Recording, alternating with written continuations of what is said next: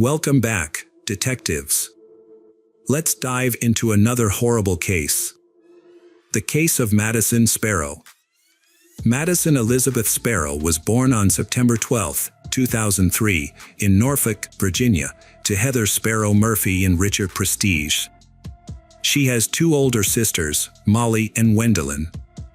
Gwendolyn, born in 1999 in Durango, Colorado, is from Richard's previous relationship. The family eventually settled in Newark, Delaware. Madison's younger sister, Molly, was born on October 5, 2010, and the two sisters became close. As the oldest, Madison has a natural talent for taking care of children and takes her role seriously. She enjoys spending time with her cousins, often performing comedic acts and making people laugh. Her bubbly spirit and cheerful demeanor make her a joy to be around. However, her father says she also has a more introverted side, often becoming pensive and lost in thought. From a young age, Madison demonstrated wisdom beyond her years, carefully observing situations before reacting. Friends and family appreciated Madison's loyalty and caring nature, often seeking comfort in her warm embrace. Madison had a passion for learning and exploring new experiences. This curiosity led her to join the Girl Scouts, a global organization empowering girls to develop life skills. When Madison joined the Girl Scouts at age 9, she took on the role of troop leader.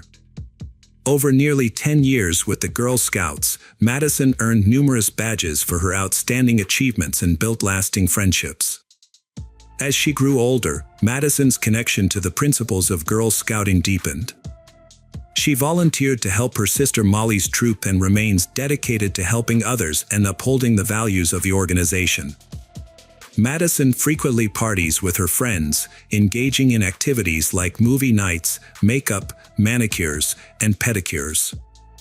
Although she stays up late, she often sleeps in until 2 p.m. the next day. Before finishing elementary school, Madison befriended Anuka Stalinsky, a classmate born on July 9, 2003, in Newark. Madison and Anuka quickly became close friends. As they moved on to middle school, they expanded their circle and met Noah Sharp, a Newark native born on August 23, 2001. Noah, Madison, and Anuka often spent time together, enjoying activities like eating ice cream or going for walks around town. Noah and Madison gradually developed feelings for each other, leading to a romantic relationship.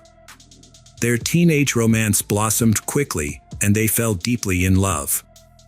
However, their relationship took an unexpected turn in early 2020, about a year after they started dating. Madison decided to end the relationship, leaving Noah confused, as she did not give any clear reason for the breakup. After their amicable breakup, Noah remains heartbroken but finds emotional comfort in Anuka, who becomes a trusted companion. Noah and Anuka begin spending more time together and text each other daily. Despite still being sad, Noah starts dating Anuka. However, he maintains a relationship with his ex-girlfriend, Madison, and even visits her on her 17th birthday with a gift. During the visit, Madison's mother notices Noah's lingering emotional pain. Meanwhile, Anuka discovers Noah's encounter with Madison and becomes jealous. Noah's lingering resentment towards Madison turns into anger, and he wants to hurt her for not sharing his pain. Overcome with jealousy and hatred, Anuka and Noah devise a plan to harm Madison.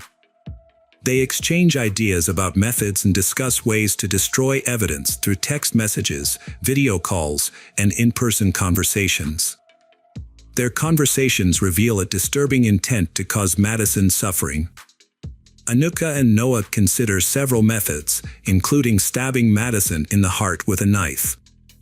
They also consider using a handgun or blunt object to inflict fatal injuries. However, they decide against using a handgun because of the loud noise it would make. Although Noah is unsure, they ultimately decide to use a blunt object. During their discussions, they calculate the number of bricks they would need to weigh down Madison's body if they decided to dump her in a body of water. When they have doubts about this plan, they also consider burying Madison. Since Noah is used to digging and knows where to find a shovel, this seems like a viable option. They eventually come up with a plan that they think can't fail. Madison loves Halloween and ice cream. She eagerly looks forward to celebrating her favorite holiday every year. Anuka knows Madison loves Halloween and ice cream and uses this to her advantage.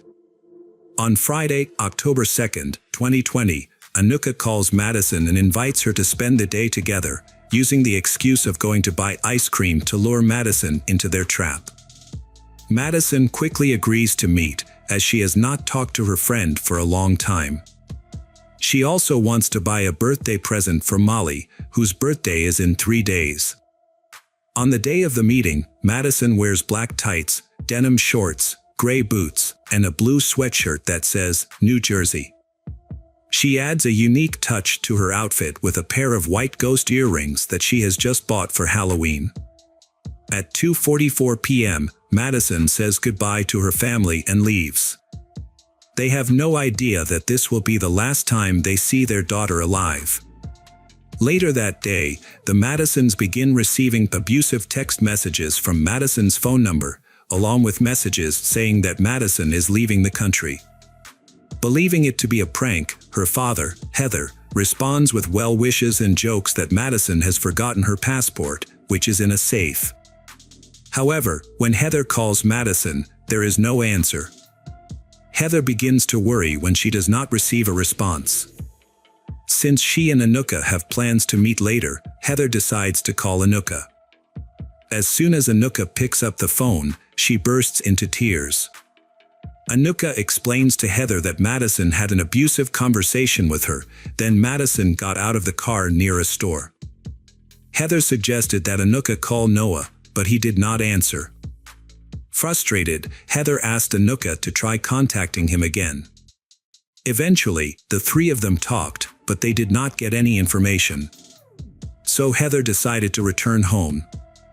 On the way home, Heather received several messages from Madison's friends. These friends also received strange messages and wanted to know what was going on. When she got home, Heather searched for any clues but found no sign that Madison had left voluntarily. Madison's birthday money, clothes, and credit cards were still in her room. Furthermore, the messages were meaningless, as Madison had no reason to run away, especially without clothes and money. When Madison had not returned home by 8:30 p.m., Heather called 911 to report that her daughter was missing. Despite her repeated attempts to contact people, all her efforts were unsuccessful. Heather notified her parents, who were in another city, of the emergency, and they came to her aid. Heather also notified Madison's father, who lives in Colorado, of Madison's disappearance. He quickly shared the information on social media to call for help in finding his daughter. On Saturday, October 3, 2020, authorities issued a yellow alert after Madison, a 17-year-old, went missing. In Delaware, this type of alert is activated when a person under the age of 18 goes missing and triggers the necessary search measures to find Madison. After receiving the report, police search teams, along with Madison's family and friends, began searching for Madison on farms near the University of Delaware, where she was last seen. They also worked with the media to inform the public about the incident and asked people to come forward with information. At the same time, the authorities also began questioning Madison's friends to gather information. Many sources indicated that Madison's ex-boyfriend, Noah, might be involved in the case. Some information showed that he was with Madison in the woods in Newark before she went missing. After investigating, the police arrested Noah and questioned him for 9 hours on October 4th and 5th. During the interrogation, Noah gave different statements but insisted that he did not know what happened to Madison. Finally, the silence was broken, and everyone was shocked, and the young man confessed to his horrific act. He claimed that he had killed the girl and that Anuka was an accomplice. When reporting to the police, Noah said that Anuka was jealous of Madison's relationship with him. He shared that he was deeply hurt after breaking up with Madison and that it made him lose control. According to Noah, Anuka took Madison to the woods behind the elementary school. Noah hid behind a bush and attacked Madison with an aluminum baseball bat. Madison was not expecting this and was happy to spend time with her friend. Noah said he hit Madison twice in the head, and the second hit caused him to lose control and use a lot of force. He then continued to strike her body several more times. After the attack, Noah and Anuka moved Madison's body in Anuka's car to a location under a bridge near the intersection of I-95 and the Delaware state line, about 15 minutes from the crime scene and near a warehouse. Upon arriving at the scene, Noah and Anuka attempted to push the body into the river but were unsuccessful. Instead, they chose to hide the body in a shallow grave. With detailed information from Noah, investigators thoroughly searched the designated area. There, they found the aluminum baseball bat, the weapon used, with traces of blood. Investigators also found the clothes Madison was wearing when she left the house, along with several burned items. Noah then led police to a large wooded area near the intersection of I-95 and Delaware State Road, where Noah and Anuka hid Madison's body. On Monday, October 5, 2020, the police announced the discovery of Madison's body. The revelation shocked Madison's family, friends, and the entire community. Days later, on Friday, October 9th, hundreds gathered at the high school football field to remember and honor Madison. An autopsy revealed that Madison died from blunt force trauma to the head. Additionally, experts found DNA from Noah and Anuka in the physical evidence collected at the crime scene and where the body was discovered. Noah faces charges of first-degree murder, possession of a deadly weapon during the commission of a crime, and first-degree conspiracy. He has been committed to a correctional facility with bail set at $1 million. On Monday, November 16, 2020, more than a month after Madison's murder and following the processing of necessary evidence, 17-year-old Anuka was also arrested. She was taken into custody after a Newcastle County grand jury indicted her on charges of first-degree murder, possession of a deadly weapon during the commission of a felony, and first-degree conspiracy. Meanwhile, Madison's family remains in a state of grief. Heather has repeatedly stated that a plausible reason for her daughter's death will never be found. Heather believes that dangerous killers should be locked up for life after double murder. Although Noah admitted to detectives that he committed the crime, he denied it in his formal court indictment. Noah's defense argued that Noah was mentally unstable. Attorneys often attempt to justify their clients by citing mental instability. And this case is no exception. During one of the preliminary hearings, Noah's attorney stated that Noah was being treated for schizophrenia and was under the care of a psychiatrist at the time of the murder. The attorney also asserted that Noah had suffered an injury in Chester County, Pennsylvania, approximately 3 weeks prior to the murder, which caused him memory loss and other issues. However, in May 2021, Anuka pleaded guilty to first-degree murder and first-degree conspiracy. Her attorneys reached a deal with prosecutors in which Anuka agreed to testify against Noah regarding his intention to end Madison's life. According to court documents, several individuals, including those close to Madison, informed the police about Noah's second personality, known as alter ego. However, prosecutors argued that Noah himself disseminated this information as part of a plan to justify his actions by proving he was mentally ill. He spread the rumors in advance, intending to use this information in court later. After 2 long years of waiting for justice, on October 20, 2022, the trial of the defendant began in Newcastle County. During the proceedings, approximately 30 witnesses were called, most by Deputy Attorney General Matt Foley. The Newcastle County courtroom played hours of video footage of Noah's interrogation by state police detectives.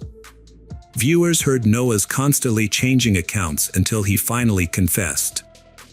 The defense attempted to challenge this evidence, insisting that the police had questioned their client for too long and had influenced Noah's testimony. Attorney Monica Jerome noted that the detectives manipulated the interrogation by telling Noah what to say and pressuring him. However, it was clear to everyone that these were just desperate attempts to justify the murder in any way possible. The prosecution presented text messages between Noah and Anuka that showed they were planning the crime. Faced with this evidence, the defense tried to convince the court that someone else had used Noah's device and that he was not the one communicating with Anuka. Noah's mother and brother were called to testify, but their testimonies were inconsistent. Noah's mother, Makia, claimed that her son was not wet when he came home on the evening of October 2nd. In contrast, his brother David said that Noah was soaked and looked like he had been in a swamp. Nikia later said that when Noah came home, Anuka came in calmly, but David described Anuka as angrily slamming the door. Prosecutor Matt Foley asked Nikia if she had discussed the evidence against Noah with him, and she said no. However, the prosecutor played a recording of a phone call between Noah and his mother from a month before the trial. During the conversation, they discussed surveillance camera evidence from the elementary school. Noah told his mother that his face was not shown in the video, although he and Anuka had been near the school about an hour before Madison was killed. She reacted with relief when the video was released, showing an African-American man of Noah's height and build, holding a baseball bat and walking into the woods with a girl. The defense also questioned the defendant's relatives about the head injury he allegedly suffered on September 13, 2020, and an unconfirmed fall from a bicycle accident hours before he was questioned by police on October 4. Noah's attorney argued that these injuries could have caused dissociative amnesia in order to justify the statements he made to police. In response, the prosecutor questioned whether the injuries were part of a plot to kill Madison, something the defense contested with some uncertainty. Anuka affirmed all of the prosecution's arguments during the 3-hour trial. During her testimony, she calmly explained that Noah had convinced her that Madison had talked behind her back, although Madison's friends and family were adamant that Madison had never done so. After 8 days of trial and more than 250 pieces of evidence presented by the prosecutor, the jury took just 3 hours to reach a verdict. Noah Sharp was found guilty on all counts, including first-degree murder, and sentenced to life in prison without the possibility of parole.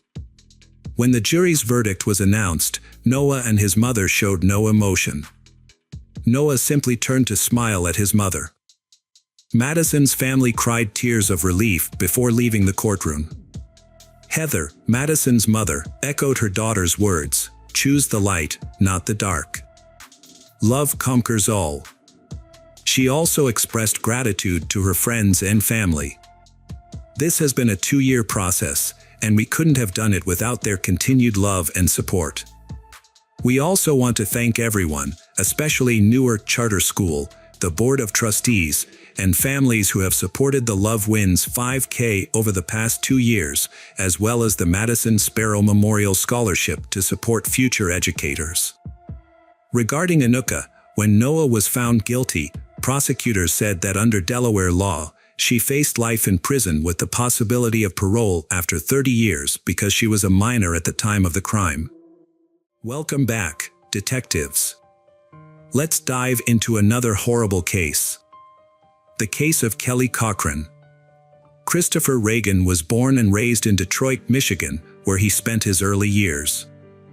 At the age of 20, he decided to serve his country and joined the military. Christopher committed himself to protecting the peace and safety of his fellow citizens. Christopher was stationed at a military base near Marquette, where he met Terry O'Donnell, a young teacher from Iron River. They lived in the same area and would often see each other around town as they spent more time together. They remained close friends for many years, but Christopher eventually decided to leave the military and move to Traverse City. Despite the distance between them, they continued to communicate regularly, and in December 2012, Christopher asked Terry to take their relationship to the next level. Terry and Christopher have known each other for many years. They find they have a lot in common. They decide to live together. Terry and Christopher choose Iron River as the perfect place for them to settle down. Christopher finds a job at a factory that makes parts for military ships, where he becomes a supervisor. However, after 2 years of living together, problems began to arise in their relationship. Unfortunately, they didn't make an effort to work through their issues, and it became clear that their relationship was coming to an end.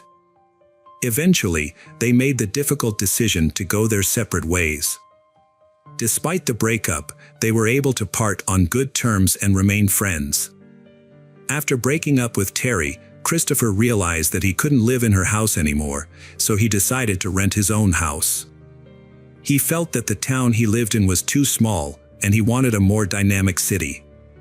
Christopher began applying for jobs in various locations, sending out his resume in search of a new job. In October 2014, Christopher found a job in Asheville, North Carolina.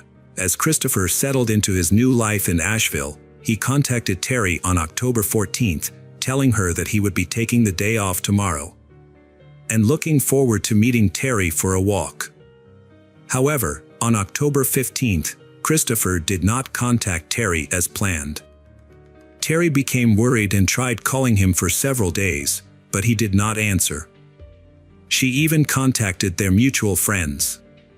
10 days after Christopher went missing, Terry filed a police report.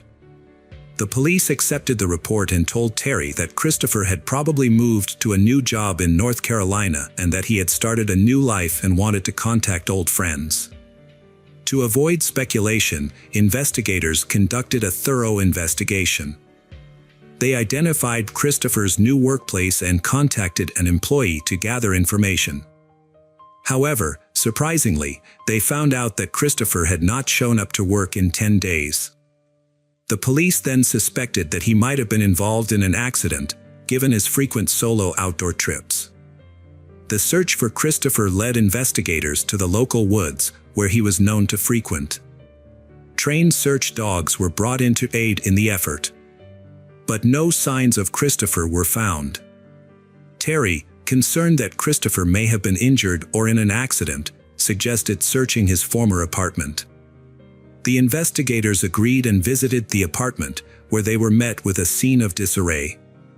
Clothes and belongings were scattered across the floor, and closets were left open.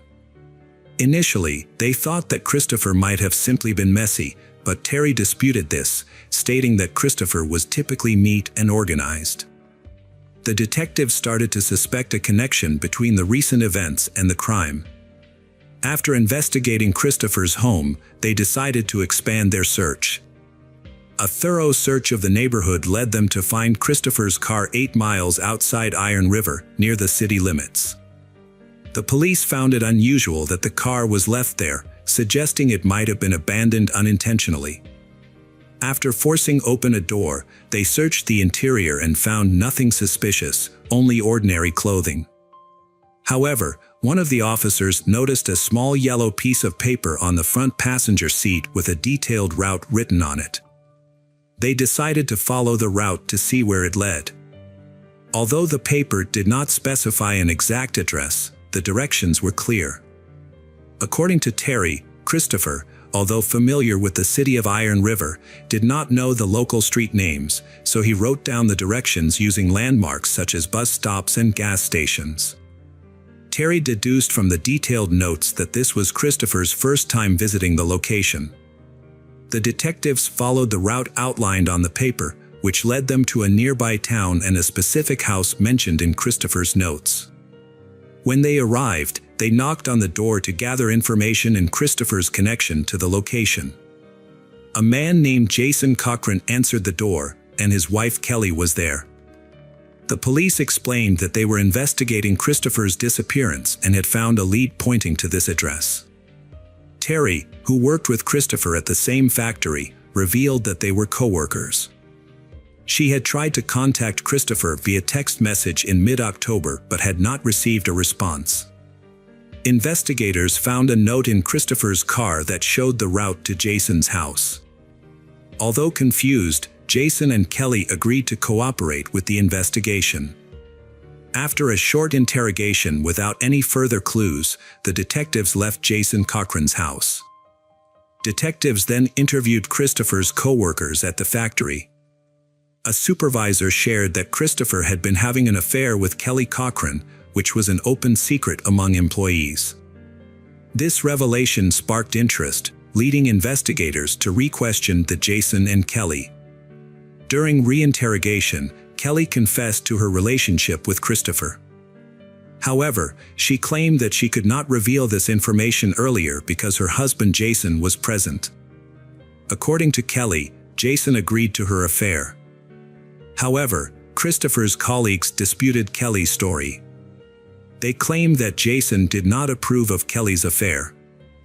When Jason was later brought in for questioning, he completely denied approving of Kelly's affair. His strong objection to Kelly's infidelity aroused suspicion and made him a suspect. The investigation into Christopher's disappearance was ongoing, but the lack of concrete evidence made it impossible to determine whether Kelly was involved. As a result, Kelly and Jason were released from the police station. The case remained unsolved for 5 months. In March 2015, a new investigator, Detective Jeremy Ogden from the Hobart Police Department, took over the case. Jeremy Ogden began by thoroughly examining the Jason Cochran family's background.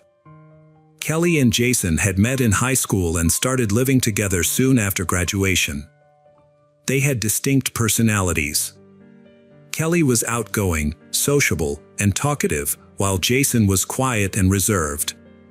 He rarely initiated conversations, only responding to questions asked of him. Despite their differences, they decided to get married. After the wedding, they started a business together, providing swimming pool maintenance services. The business was modest, but it provided a decent income for they. Jason handled most of the pool maintenance work, but the constant stress and physical strain took a toll on his health. He began to experience back problems and felt increasingly heavier every day. Eventually, he realized he could no longer continue running the business. Kelly then took over the responsibilities of running the business, hoping that Jason would soon recover and return to his duties. However, his condition continued to worsen, and medical treatments were not providing the desired relief. Kelly searched for alternative ways to help her husband recover. During her search, Kelly discovered a plant that offered hope for Jason's recovery. However, the plant was banned in their home state, making it inaccessible to them. To access the treatment, Kelly and Jason decided to relocate to Michigan, specifically Iron River Township, in 2014. Jason consulted his doctor and received a prescription for pain medication. Around the same time, in early 2014, Jason's wife, Kelly Cochran, started working at a factory that manufactured parts for U.S. warships. Kelly and Jason moved to the area.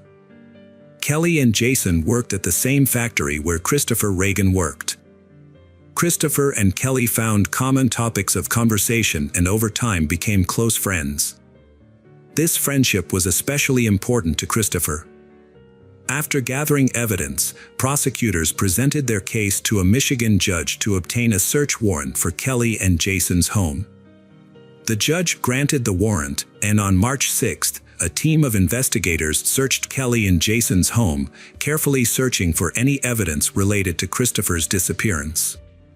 The only significant discovery was a book written by Jason. He used a pseudonym in the world of video games. The title of the work was ordinary, but its content was horrifying. In this dark and violent book, Jason described the murder of the person who had harmed him. After reading the book, the detectives noticed a character who bore an uncanny resemblance to Christopher. This raised suspicions about Jason, leading them to wonder if he had been inspired by the real-life crimes he had committed. 3 weeks later, a second search of Jason's home was conducted. The police hoped to find crucial evidence that had been missed in the first search. However, when they arrived at the Jason's home, they found it empty, with no cars in sight. Repeated attempts to knock on the door went unanswered. It was later discovered that Kelly and Jason had fled the state shortly after the initial search, moving to Indiana. Their sudden departure left investigators concerned. Michigan police, needing a DNA sample, asked Indiana police for help. Indiana police went to Jason's new home, where they had just moved. The investigation into Christopher Reagan's disappearance ran out of clues. Time passed, and on February 22, 2016, Hobart, Indiana, police received a frantic call from Kelly Cochran, who tried to explain that her husband, Jason, was not breathing. When paramedics arrived, Kelly was in a panic. It was clear that Jason was beyond saving. He was sitting in a chair, his face burning like fire, as if he had overheated. The doctors officially confirmed Jason's death. His body was then sent for a thorough forensic examination. Meanwhile, Kelly was handed over to a police patrol and taken to relatives who lived nearby. To piece together what happened, investigators thoroughly searched Jason's new home. During the search, a police officer found a syringe at the foot of Jason in his wife's bed. Initially, investigators believed Jason's death was due to substance abuse. The medical examiner's report showed that Jason had multiple drugs in his system, but Jason's death was due to strangulation, confirmed by bruises on his neck and face. The focus of the investigation then shifted to Kelly Cochran, who appeared to be connected to both crimes. She was now considered the prime suspect in not only Christopher's disappearance but also her husband's murder. On February 23, 2016, Kelly Cochran was summoned to the police station to answer questions about her husband's death. Under direct questioning and pressure from investigators, Kelly denied any involvement in her husband's death and Christopher's disappearance. She claimed that Jason's death was due to a drug overdose. Months later, investigators still lacked concrete evidence to convict Kelly. During the investigation, Detective Jeremy Ogden met Walter Hammerman, a close friend of Jason's. Kelly informed Walter of Jason's death, who then contacted the police. Walter shared his insights with investigators, saying he did not believe Jason's death was caused by drugs. He claimed that Jason had used herbs to relieve his chronic back pain. In March of the previous year, Jason confided in Walter about his concerns. Jason and Kelly were asked to go to Indiana because the Iron River police suspected them of being involved in Christopher's disappearance. This had a significant impact on Jason, leading to depression. Walter observed a notable change in Jason's behavior, with Kelly increasingly taking control over his life. Jason appeared to be constantly anxious, and he began to avoid social gatherings as soon as Kelly returned from work. As the investigation progressed, this information became a vital link. After the medical examiner determined that Jason had died from strangulation, Detective Ogden devised a plan to pressure Kelly into revealing the truth about Jason's death. Walter, Jason's friend, was used as bait to lure Kelly into a trap. On March 12, 2016, Walter, under police surveillance and equipped with a listening device, called Kelly. He told her that Jason had given him a letter containing important information before his death, with the condition that it be sent to the police if anything happened to him. However, Kelly surprisingly asked Walter to drop the idea, which caught both Walter and the police off guard. Despite this development, the detective still lacked direct evidence to build a case. In the weeks following her initial questioning, Kelly was subjected to multiple interrogations by investigators trying to uncover the truth. Despite their efforts, she continued to deny any wrongdoing. However, on April 26, 2016, it became apparent that Kelly Cochran had evaded the scrutiny of investigators and was on the loose. Detectives joined forces with police officers from Iron River and Hobart to launch a federal manhunt for Kelly Cochran. Walter Hammerman, who had cooperated with the police, was shocked and frightened by the news. He feared that Kelly might never be caught and could potentially harm him again. As the search for Kelly intensified, her phone went off, leading investigators to believe she was deliberately concealing her location.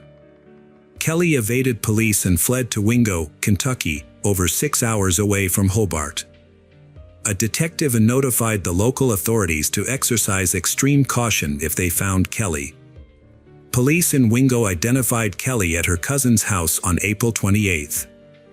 Understanding that she posed a potential danger and was prone to attempting to escape, officers rapidly proceeded to the residence, avoiding advance warnings that afternoon and detaining Kelly on site. During the interview, Kelly revealed new details. That Kelly was deeply in love with Jason and wanted to leave the city life behind to start over with him. On October 13, 2015, Jason discovered Kelly's infidelity. Jason made a dark pact. The adulterer was obliged to kill his lover if the affair was exposed. Kelly claimed she had never taken this pact seriously, thinking it was just a joke. However, Jason was resolute and warned Kelly that if she didn't fulfill her end of the bargain, he would take matters into his own hands. Despite her reservations, Kelly reluctantly helped Jason commit a heinous crime. The next evening, October 14, 2015, Christopher arrived at Kelly's house, eager to spend a romantic evening with Christopher while her husband was away. Kelly had planned a fun evening, complete with dinner and intimacy. Kelly and Christopher had dinner together and then went upstairs to the house. Then Jason suddenly appeared. Jason rushed into the bedroom, holding a rifle. Christopher immediately realized that he was in danger. Without hesitation, Jason shot Christopher in the head, killing him. Jason and Kelly then dragged the body down to the basement, where they began to dismember it with a hacksaw. Jason and Kelly cut Christopher's limbs and head off his body and placed the remains in several garbage bags. They then dumped the bags in the woods near Crystal Falls. To avoid suspicion, they drove Christopher's car away from the house. Kelly and Jason thoroughly cleaned the house to remove any evidence of the crime. Kelly was consumed by a deep-seated anger towards her husband, whom she blamed for ruining her chance at happiness with he she truly loved, Christopher. She couldn't forgive her husband for depriving her of the opportunity to be with him, and the pain and loss she felt lingered every day. Kelly's resentment towards her husband eventually turned to hatred, and she knew she could no longer live peacefully with him. An opportunity for revenge presented itself on February 22, 2016, when her husband complained of back pain. Kelly convinced him to let her give her an injection, but she deliberately gave him a dose that killed him. However, the medication didn't work as planned, and her husband was still breathing. Kelly then suffocated him by covering his mouth and nose with her hands. To ensure he was dead, she also squeezed his neck, which explained the bruises found on his body. After confessing to the crime, Kelly cooperated with the police to help them locate Christopher's remains. On May 18, 2016, Detective Jeremy Ogden led a team to a remote area near Crystal Falls to search for Christopher's body. A canine unit picked up the scent and led the team to a small hill, where they found a human skull with bullet holes, indicating a homicide. The team believed they had discovered Christopher's remains. Further examination of the scene yielded additional evidence, including a .22 caliber bullet, a broken firearm. Dental records later confirmed the victim's identity. This breakthrough finally solved the case that had haunted investigators for 2 years. Kelly Cochran was formally charged with the murders of Christopher and Jason Cochran in April 2016. On February 13, 2017, Kelly was brought to court in Michigan to face charges. The prosecutor argued that Kelly was the mastermind behind the crime and that she had planned and executed. The prosecution presented strong evidence, including Kelly's own confession, to support their case. However, Kelly told a different story. She claimed that her husband, Jason, was the one who had planned and committed the crime. According to Kelly, Jason was jealous and had been abusing her. On the day of the crime, Jason allegedly hid in the basement and surprised Kelly and Christopher, then shot Christopher in a fit of rage. Kelly also claimed that Jason had forced her to help him dismember the body by threatening to harm her. Despite Kelly's new version of events, the jury found her guilty of premeditated murder after deliberating for 3 hours. She was sentenced to life in prison without the possibility of parole. After being sentenced, Kelly Cochran was sent directly to Crown Point Correctional Facility in Ionia, Michigan, where she is currently serving her sentence. Hello again, true crime fans. We've got another mysterious case to explore. The case of Sheil Kovlin. Sheil Kovlin grew up on the west side of Manhattan.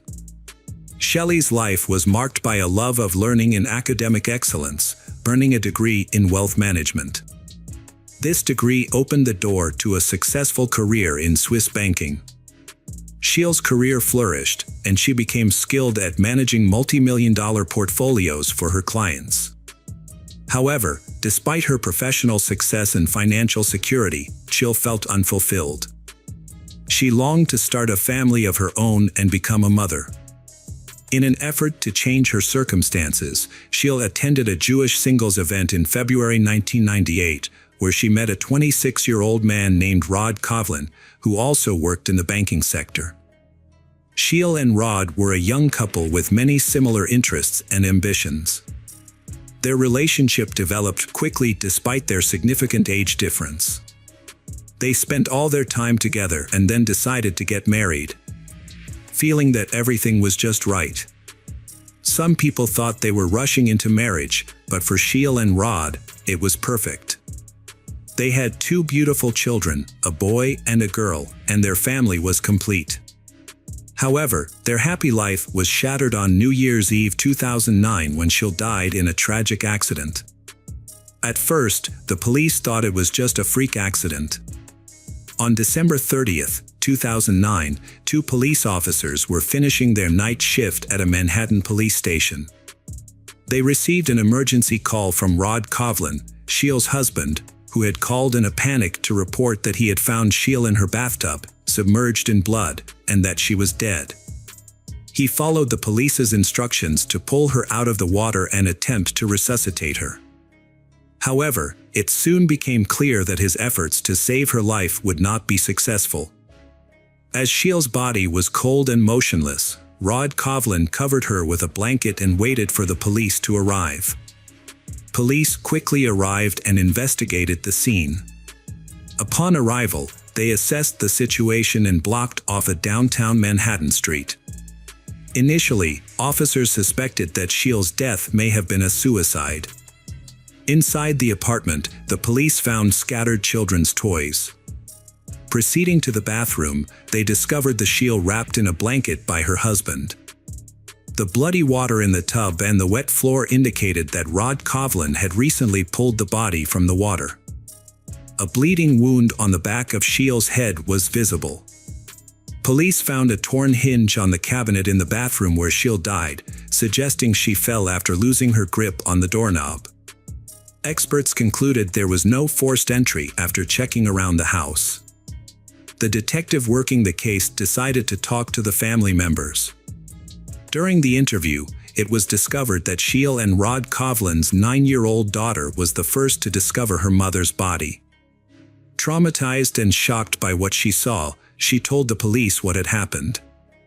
It turned out that the night before, she and her younger brother had slept in their mother's bed.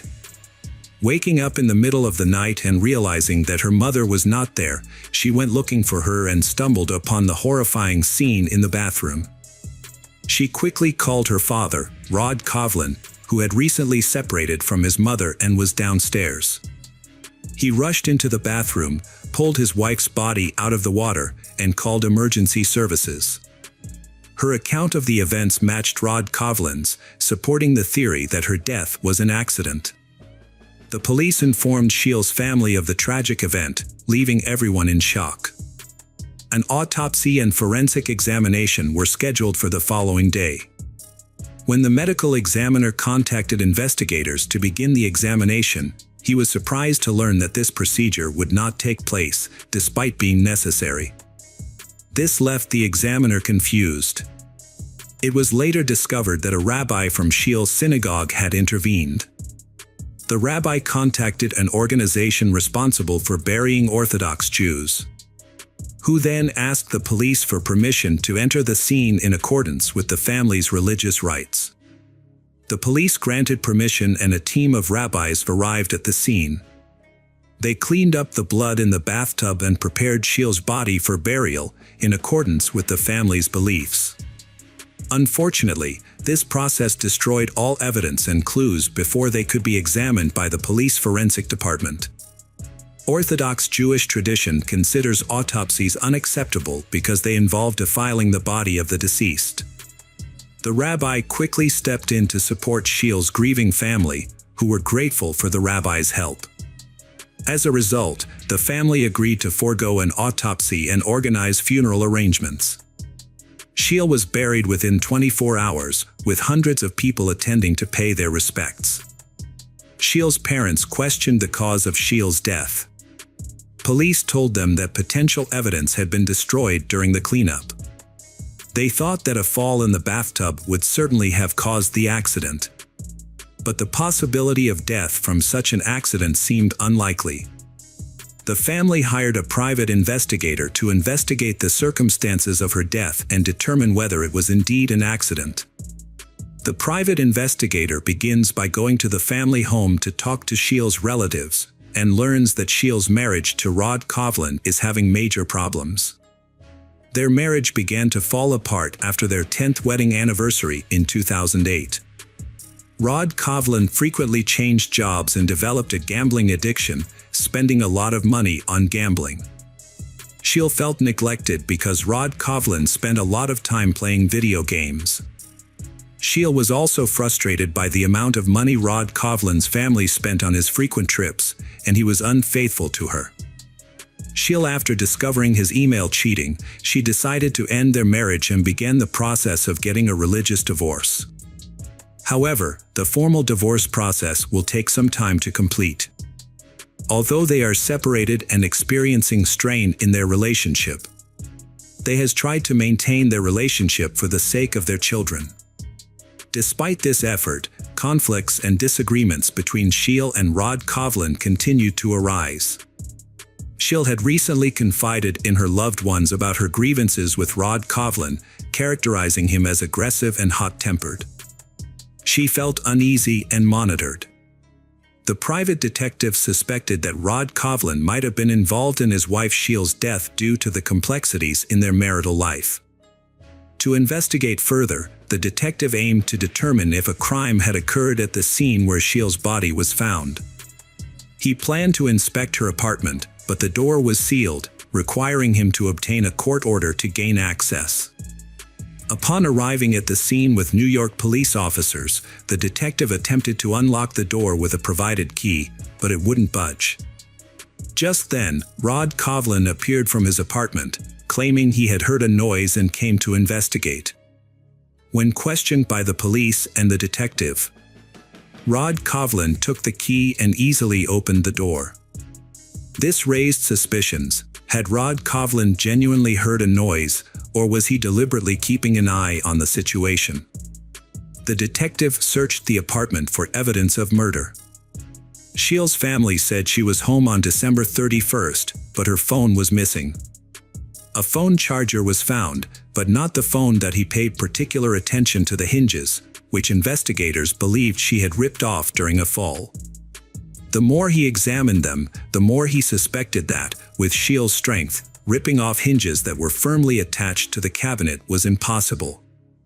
The detective discussed his findings with the police, trying to convince them that Shiel's death was not an accident, but a murder. However, the police remained unconvinced, citing a lack of evidence. Therefore, they decided to perform an autopsy to conclusively determine the cause of death. This decision caused a difficult debate with Shiel's family. The exhumation took place 2 weeks after Shiel had been buried. Her loved ones were deeply distressed by the decision. In the Jewish faith, exhumation is considered negative and many religious leaders oppose the practice. The family needed time to think about their next steps. They felt the need to find out the truth about their daughter's death, so they agreed to exhume her body. However, the exhumation process was difficult, so the family had to apply for a special order from the prosecutor's office. Even with the family's consent, they still had to make sure that all the necessary paperwork was completed. Once all the paperwork was completed, they proceeded with the exhumation and autopsy. The autopsy results showed that she did not die from a fall, but from strangulation, which caused her to suffocate and break her neck. The official cause of Sheil's death was revised, and it was no longer considered an accident. Instead, it was officially ruled a murder. The detective's suspicions and efforts were vindicated. The autopsy results were instrumental in prompting the New York Police Department to reopen the investigation into Sheil's death. Detectives began scrutinizing new evidence, including phone records and bank statements. They also interviewed everyone who had interacted with Rod Coughlin and Sheil. The attorney shared information about Rod Coughlin and Sheil during the first divorce hearing in May 2009. Rod Coughlin claimed that he could not afford the money because he was unemployed, but the judge said that he had to give up gambling and electronics. In court, Rod Coughlin's true nature was exposed, and he continued to criticize Sheil, making false accusations about her lifestyle, finances, and behavior toward their son. He even called Sheil's workplace to defame her. In the subsequent divorce hearing on July 7, 2009, the court banned Rod Coughlin from spending time alone with the children, a ban that remained in place even after Sheil's death. The court also denied Rod Coughlin custody of the children and awarded custody to Rod Coughlin's parents through a social worker. This decision likely angered Rod Coughlin greatly. Police interviewed a former caregiver who had cared for Rod Coughlin's children before he fired her. It was discovered that on December 30th, Sheil had received an expensive keratin hair treatment that cost hundreds of dollars. The care instructions emphasized avoiding humidity in high temperatures for several days, essentially prohibiting baths or showers. Sheil's autopsy revealed no signs of bathing on the day of her death, leading investigators to speculate that she may not have taken a bath. Detectives reviewed surveillance footage from the building, which showed Rod Coughlin leaving his apartment at 4 a.m. on the day of the murder, dressed to go out. He returned a short time later. The building's security guard found this unusual, as Rod had never left the building that early. The security guard asked Rod Coughlin if he needed anything, but when he said no, Rod Coughlin returned with the chocolate bars and gave them to the security guard. Investigators believe that Rod Coughlin's actions were intentional to create an alibi, and as a result, he became the prime suspect. Sheil and Rod Coughlin were still married, which meant that absent a will or divorce, Rod Coughlin would inherit her estate, which was worth over $5 million. Additionally, on December 31, 2009, Sheil scheduled a meeting with her attorney to update her will and remove Rod Coughlin from the list of beneficiaries, which posed a significant threat to Rod Coughlin's rights and provided a clear motive for the crime. All of Sheil's assets were frozen in a safe deposit account. It is likely that Rod Coughlin knew about Sheil's plans to remove his name from her will, as he may have been monitoring her activities.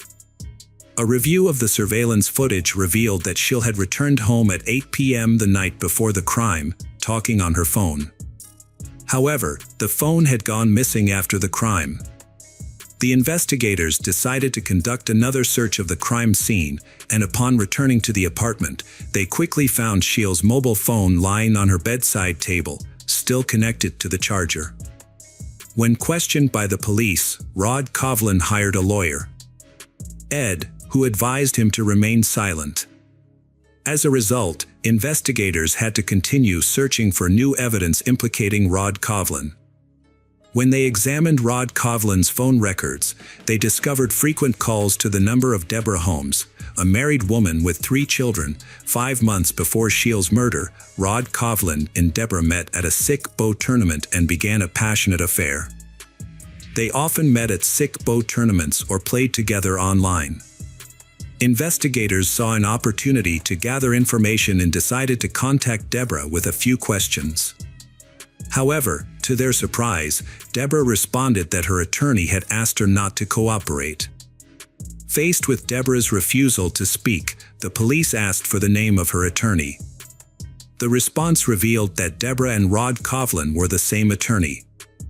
As a last resort, the police searched Shields' newly discovered phone for incriminating text messages or electronic communications between Rod and Deborah. All data had been completely erased by a professional. Even skilled programmers were unable to recover the deleted messages. Over time, it became clear that he had succeeded in evading justice. While his crimes may have been well executed, the rabbi's meticulous cleaning of the bathroom was a major factor in hampering the investigation. By removing all traces of blood and other evidence, they destroyed DNA, making it increasingly difficult for investigators to collect evidence. The case stalled because Rod Coughlin confessed to the crime, and a lack of evidence prevented the case from going to trial. 5 years have passed since the investigation into Shields' death began, but no arrests have been made. Police have searched for clues and evidence of Rod Coughlin's involvement in Shields' death for years, but to no avail. However, the case took a turn when Rod Coughlin's mistress, Deborah, came forward. She contacted the police, and they invited her to the station for questioning. Deborah had recently broken up with Rod Coughlin, which prompted her to contact the police. She shared information with the police that Rod Coughlin had conspired to gain custody of the children, but because he was a suspect in Shields' death and did not have custody of the children, he could not access the money Shields left behind. Rod Coughlin hatched a sinister plan to get his hands on Shields' fortune. Rod Coughlin planned to manipulate his 15-year-old daughter into falsely accusing her grandfather, Rod Coughlin's father, of assaulting her.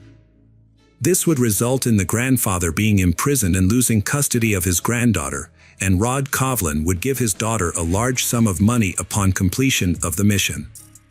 Meanwhile, Rod Coughlin had been secretly withdrawing funds from the only account he had access to, which was meant for his children's education.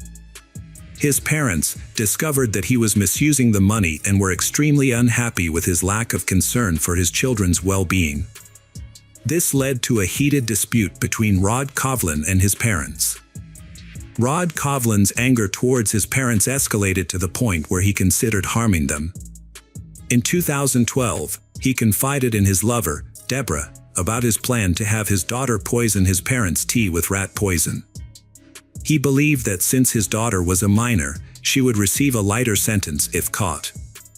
Following this, Rod Coughlin came up with several other schemes. He considered burning down his parents' house and trapping them inside by jamming the doors. Rod Coughlin also thought about arranging a fake marriage for his daughter to a Mexican man, which would have forced her to give up part of her inheritance to him. The police were shocked by the details of Rod Coughlin's plans. Deborah secretly collected evidence, storing a large amount of data on hard drives. Deborah realized she was dealing with a psychopath, and she waited until after she broke up with Rod Coughlin to share the evidence with the police. The recordings she collected of Rod Coughlin's conversations with various people. The police now had to listen carefully to these recordings to find conclusive evidence. Deborah's contribution to the investigation was crucial. As the investigators analyzed the recordings, they made a surprising discovery. In a conversation with a friend he met through backgammon, Rod Coughlin casually mentioned that he had keys to Shields' apartment and could enter it at any time. Investigators found that Rod Coughlin was plotting against his own daughter, planning to pin the responsibility for the Shields' demise on her. Thanks to all the information gathered, the police finally had compelling evidence to charge Rod Coughlin with the demise of his wife. On November 1, 2015, Rod Coughlin was arrested. Shiel's family awaited the trial of their daughter's perpetrator, but victory was not assured. Rod Coughlin, while incarcerated, shared intimate details of his wife's murder with a fellow inmate. He even reenacted the strangulation, which matched the autopsy results. During the 7-week trial, the jury heard testimony about the heinous crimes he planned to commit, including murdering his wife, targeting his parents, and framing his own children. The jury was horrified by his cold-blooded nature. In March 2019, the court convicted Rod Coughlin of murdering his wife, Shiel. Although there was no direct eyewitness, the overwhelming evidence led to a life imprisonment sentence. With the possibility of parole after 25 years, Rod Coughlin will no longer pose a threat to his family or the people of New York. Investigators.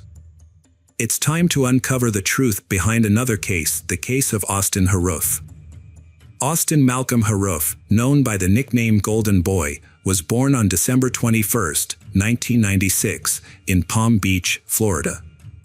He was the eldest of 2 children and was born into a wealthy and respected medical family. His father was a successful dentist with many private clinics, and his mother was a leading pharmaceutical expert. The Harrouff family lived in a spacious, luxurious house by the sea. When Austin was 1.5 years old, his younger sister Haley was born, and the 2 siblings quickly became close. Austin's parents ensured that he and his younger sister received a good education and encouraged personal growth and creative pursuits. Austin excelled at school and had many interests outside of studying.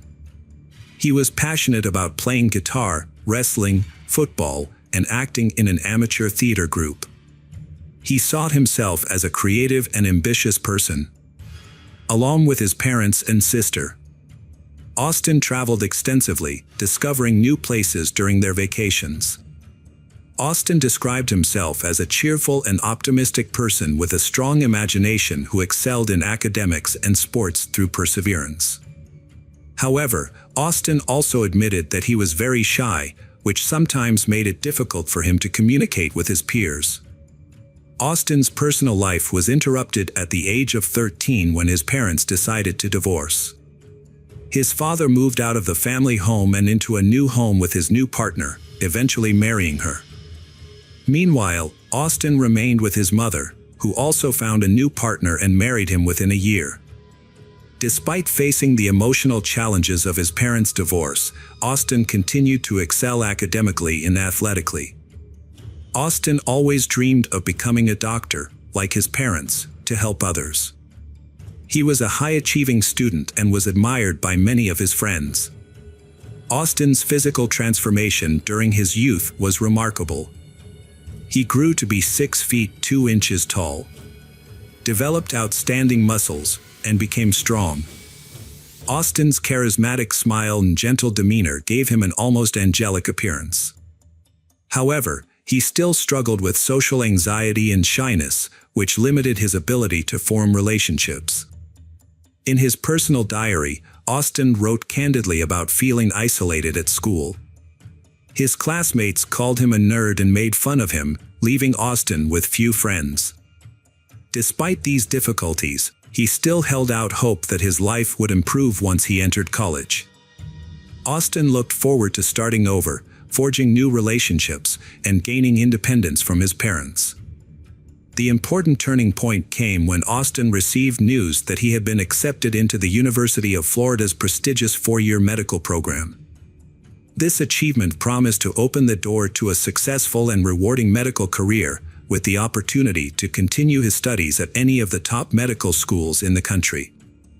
Overjoyed by this news, Austin felt like his dream was finally within reach. As he prepared to enter this new chapter, his parents drove him to the college campus in late August. With excitement mixed with trepidation, Austin began his journey to becoming an independent adult, documenting his experiences in his first vlog. During his freshman year, Austin became deeply interested in bodybuilding and spent a significant amount of time in the gym, achieving notable results.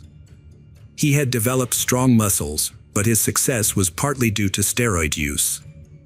Austin had openly discussed steroid use in a YouTube vlog he had started in the spring of 2016. Austin had posted various videos to his channel, including discussions about sports and fitness, musical performances with his guitar, and philosophical musings on life. However, over time, his posts became increasingly disturbing. Austin began warning his followers about the dangers of steroids, claiming that they could cause serious mental health consequences and drive a person crazy. Austin had two distinct physical states: a normal state and a state he called crazy. Austin found it difficult to understand these contrasting aspects of himself. Austin had created videos where he spoke in different voices, as if he were other people. Sometimes, Austin's voice changed and he burst into tears for no apparent reason. Experts then reviewed Austin's posts and concluded that Austin was desperately seeking help in each post.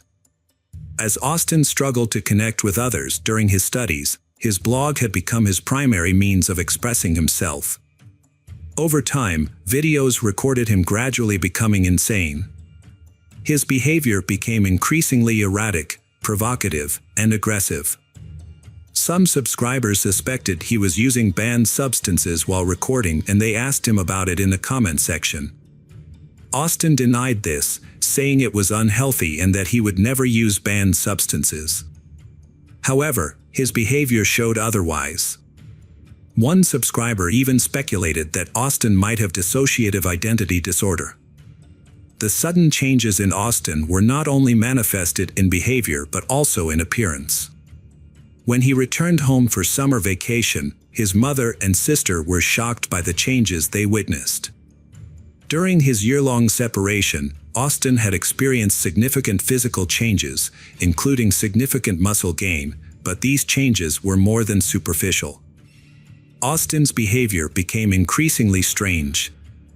He would say nonsense and claim he didn't need sleep. At first, his family did not take this seriously, but as night fell, they realized he was serious. Austin declared that he would guard the house and protect his family from unknown threats, and he kept his promise, wandering the hallways until morning. Every hour, he loudly checked on his mother and sister, reassuring them that they could sleep peacefully because he was guarding them. The next morning, his mother made him talk seriously and asked him if he had used drugs. Austin admitted that he had tried many different stimulants over the past year and described their effects on him. He even used a powerful synthetic drug that caused hallucinations, rage, and could be fatal if overdosed. However, he promised his mother that he had stopped using and was no longer in danger. Despite her concerns, Austin's mother did not seek help from professionals. As a pharmacist, she thought she could help her son herself. She gave him sedatives and sleeping pills to help him relax and sleep after a long, restless night. However, Austin only slept for a few hours before resuming his vigil, informing his family every hour that everything was quiet and under control. Over several weeks, Austin's behavior continued to deteriorate, but his mother refused to seek professional help from psychiatrists and did not even inform his father about the situation. On the morning of August 13th, Austin unexpectedly visited an old classmate who lived nearby. The classmate was stunned because they hadn't seen each other in over a year and Austin hadn't contacted her. When she asked why he came, Austin explained that he had forgotten the year of his birth and was looking for answers. The confused classmate replied that it was 1996, after which Austin abruptly turned around and left without saying anything. Austin's behavior scared and puzzled the girl, so she immediately called Austin's mother and told her everything, asking if the boy might be using drugs. This prompted the woman to call her ex-husband, who was working in another state, and express her concern that something was seriously wrong with their son. Austin's father flew to Florida the next day and, after speaking with his son, suggested he voluntarily check into a clinic for a medical examination, which Austin firmly refused. Austin's father then had a heartfelt conversation with his ex-wife, and together they decided to send Austin for a mandatory examination and subsequent treatment at a drug rehabilitation or psychiatric facility. However, they couldn't do it in time. A troubling revelation followed. The next day, Austin's friends invited him to join them at the beach because of the hot and sunny weather. His mother insisted that Haley accompany him to keep an eye on her brother. Austin was excited about the outing but dressed as if he were going to the mountains instead of the beach. He wore a thick athletic hoodie, long pants, boots, and ski goggles. When his friends saw him, they were silent at first, then burst into laughter. They teased him about his outfit and asked if he was okay. Austin became angry and shouted that if they thought he was crazy, he would prove it by threatening their lives. Austin's friend didn't take him seriously but stepped back just in case. Haley noticed Austin was on the edge of a breakdown and decided to talk to him to calm him down. In a private conversation, Austin confided to Harley that he believed he was half wild animal, immortal, and had superhuman strength. This frightened her, but she stayed calm to avoid provoking him. At the beach, Austin behaved normally. He joked, laughed, played volleyball, and had fun with his friends. As evening came, they all said goodbye and went their separate ways. Austin and Haley walked to a small restaurant near the coast to meet their father and his current wife. On the way, Austin told Haley he wanted to test his immortality by crossing a busy highway directly through the fast-moving traffic. When Haley realized what was happening, she chased after Austin and physically pulled him away, urging him to hurry because they were expected. Austin agreed that they shouldn't keep anyone waiting and quietly followed his sister. During dinner, Austin acted strangely again, getting up from the table several times to go outside, looking around as if he was afraid of someone, then returning. He then decided to tell his father and stepmother about his belief in his immortality. When his father calmly suggested seeking professional help, Austin leaped up, shouted that he wasn't insane, pushed his father forcefully, and ran out of the restaurant. After leaving the restaurant, Austin walked several miles and eventually wandered into a neighborhood he didn't recognize. There, an open garage with bright lights caught his attention, and he headed towards it. This home belonged to an elderly couple, 59-year-old John Stevens and 56-year-old Michelle Mishkin Stevens. In the evenings, they loved barbecuing and watching movies in their spacious garage, which they had set up like a living room. Married for over 25 years, they had 3 adult children who lived independently, allowing them to enjoy retirement and each other's company. That evening, John took their dog for a walk while Michelle prepared for their usual movie night. When Michelle noticed an unfamiliar young man on their lawn, she felt no threat and even asked if he needed help. However, the situation unexpectedly took a turn. Jeffrey Pfizer, the Stevens family neighbor who lived across the street, was on friendly terms with them. Around 9 p.m., he heard suspicious noises outside. When he looked into the yard, he suddenly heard Michelle's agonizing scream. Without hesitation, he rushed to help his neighbors and saw Austin near the garage. Jeffrey tried to pull Austin away, but Austin was overpoweringly strong and knocked Jeffrey to the ground. As Jeffrey tried to recover, Austin stabbed him several times in the back and shoulder. Realizing he was overpowered and needed help, Jeffrey ran into the Stevens family house to draw Austin's attention away from himself. After exiting through the back door, Jeffrey headed to his own home. Once inside, Jeffrey realized Austin had not followed him but had returned to attack Michelle. Jeffrey immediately called the police and emergency medical services, reporting an armed attack by a stranger with a knife and stating that both he and his elderly neighbor had been injured. After contacting emergency services, Jeffrey fell silent, listening closely. He eventually realized no one was outside his door. It seemed Austin had remained at Stevens family's house, and now strange animal-like noises, resembling the growls of a wild beast, could be heard along with screams of terror and moans. It took the police about 10 minutes to arrive. But by then, it was tragically too late. The sight that awaited them was horrifying. Two officers approached the garage with weapons drawn, only to be halted in shock at the doorway. There, in a pool of blood, lay the lifeless body of Michelle Stevens. The autopsy later revealed she had suffered multiple blunt force traumas to the head and a stab wound to the chest. A bit further inside, in the dim light, two more individuals were on the ground. John was reaching out, pleading for help with a strained voice. Above him, Austin was seemingly choking him. The officers demanded that Austin release the victim, threatening him with their guns. However, Austin showed no response, and firing was too risky due to the possibility of hitting both people. Instead, one officer drew a taser and warned Austin. Only then did he see that Austin was not just assaulting but actually biting John's face, holding his head and neck firmly. Beneath John spread a vast pool of blood, with a chunk of flesh missing from his left cheek. And his lip, nose, and ear were also mutilated and seemingly chewed off. John was immobilized, barely able to move, silently pleading for help. The officers shocked the attacker with the taser, but he seemed unaffected, continuing to tear at John's face with his teeth. A kick to Austin's face only made him growl loudly and bite into Stevens's cheek again. Reinforcements arrived, including a police dog that was unleashed on the frenzied young man. The dog latched onto Austin's arm, but he seemed to feel no pain, breaking free and injuring himself further. A powerful kick from an officer finally disoriented Austin long enough to handcuff him. At this moment, Austin claimed he felt unwell, possibly having eaten something bad, before losing consciousness and convulsing. Emergency medical teams transported 4 individuals from the scene.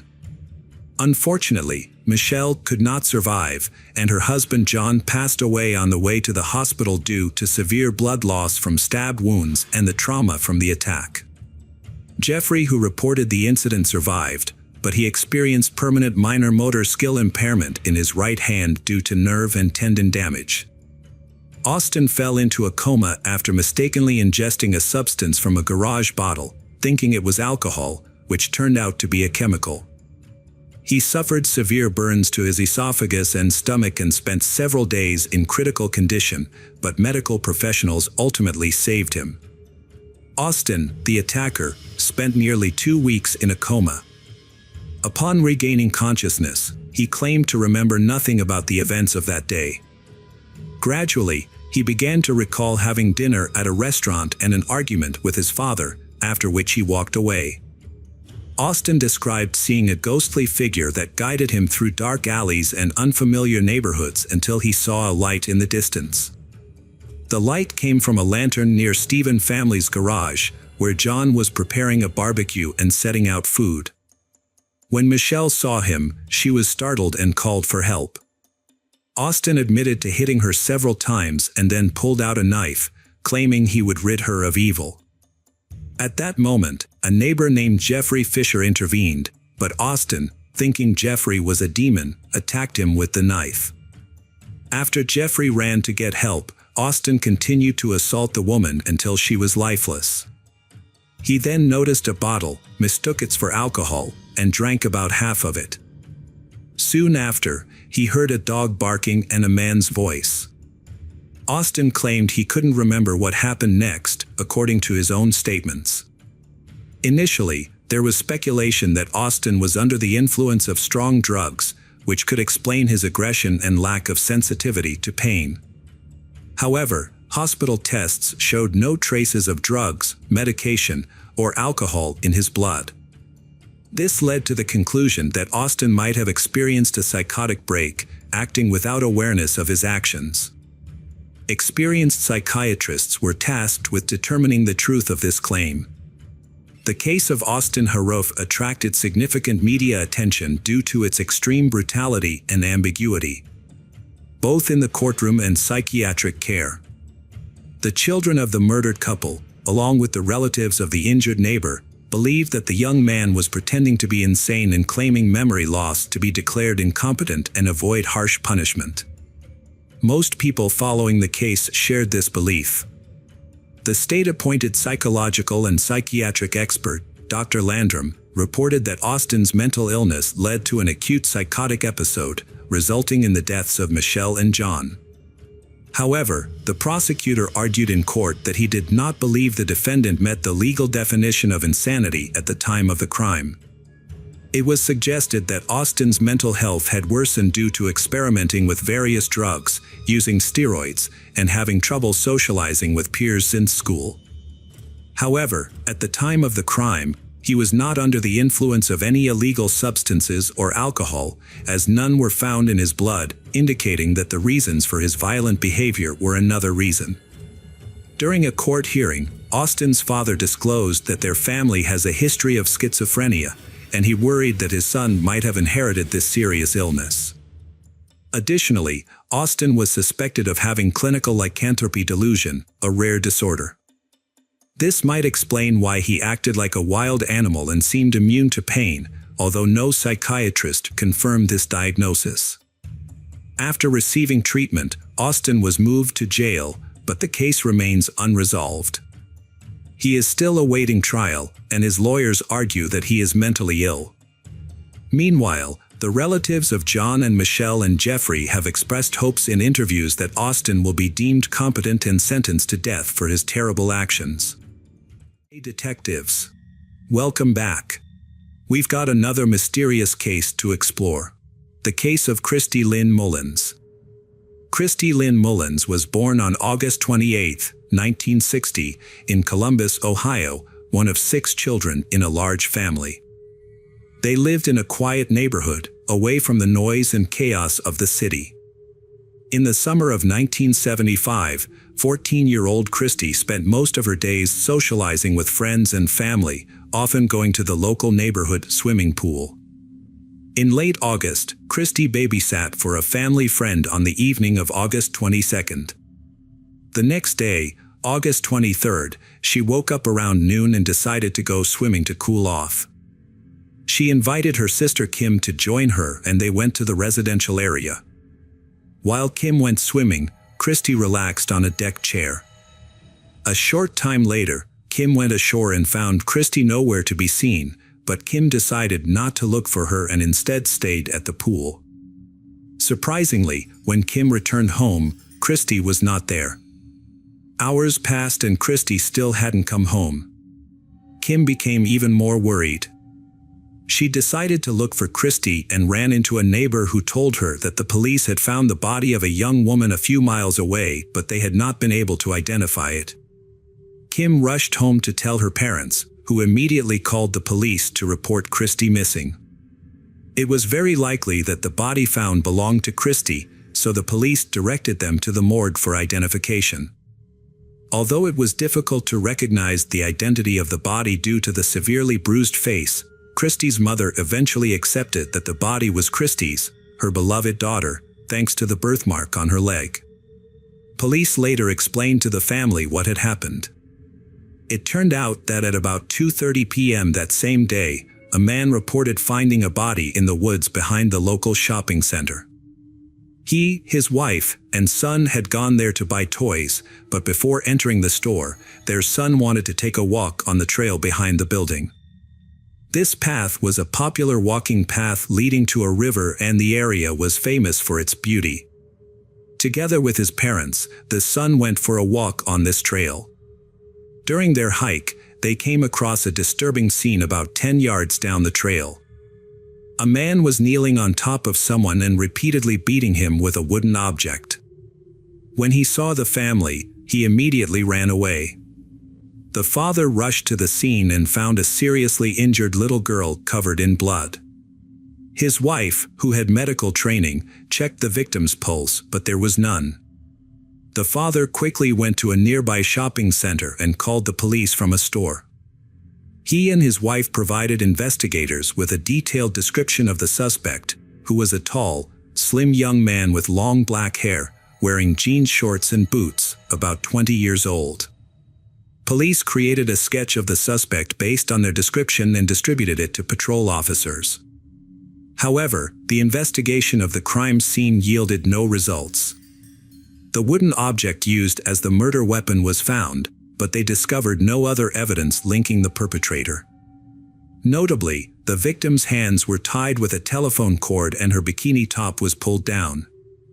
Her t-shirt and shoes were found next to her body. Despite these signs, forensic experts found no evidence that a sexual assault had occurred. Luckily, detectives were able to continue their investigation thanks to new information from Kim, who told them about a conversation between Christy and a friend, Carol. The police summoned Carol. Carol recounted to police a suspicious phone call she had received from a stranger claiming to be a local DJ. The man had called her to talk about a fake cheerleading competition at the state fair, which was supposedly being held behind the local shopping mall. He announced the event would start at 1:45 p.m. and had told Carol to wait for someone at the entrance to the forest trail. The police were skeptical about Carol's story, and when they dug deeper, they discovered many inconsistencies. According to Carol, she had originally planned to attend the event with her sister. But they had run into Christy and her sister on the way. Carol then invited Christy to join her and they left their sisters behind to go to the mall. However, when they arrived at the entrance to the woods, no one appeared and Carol claimed that she had gone to the shopping center to ask for the time. When she turned around, Christy was gone.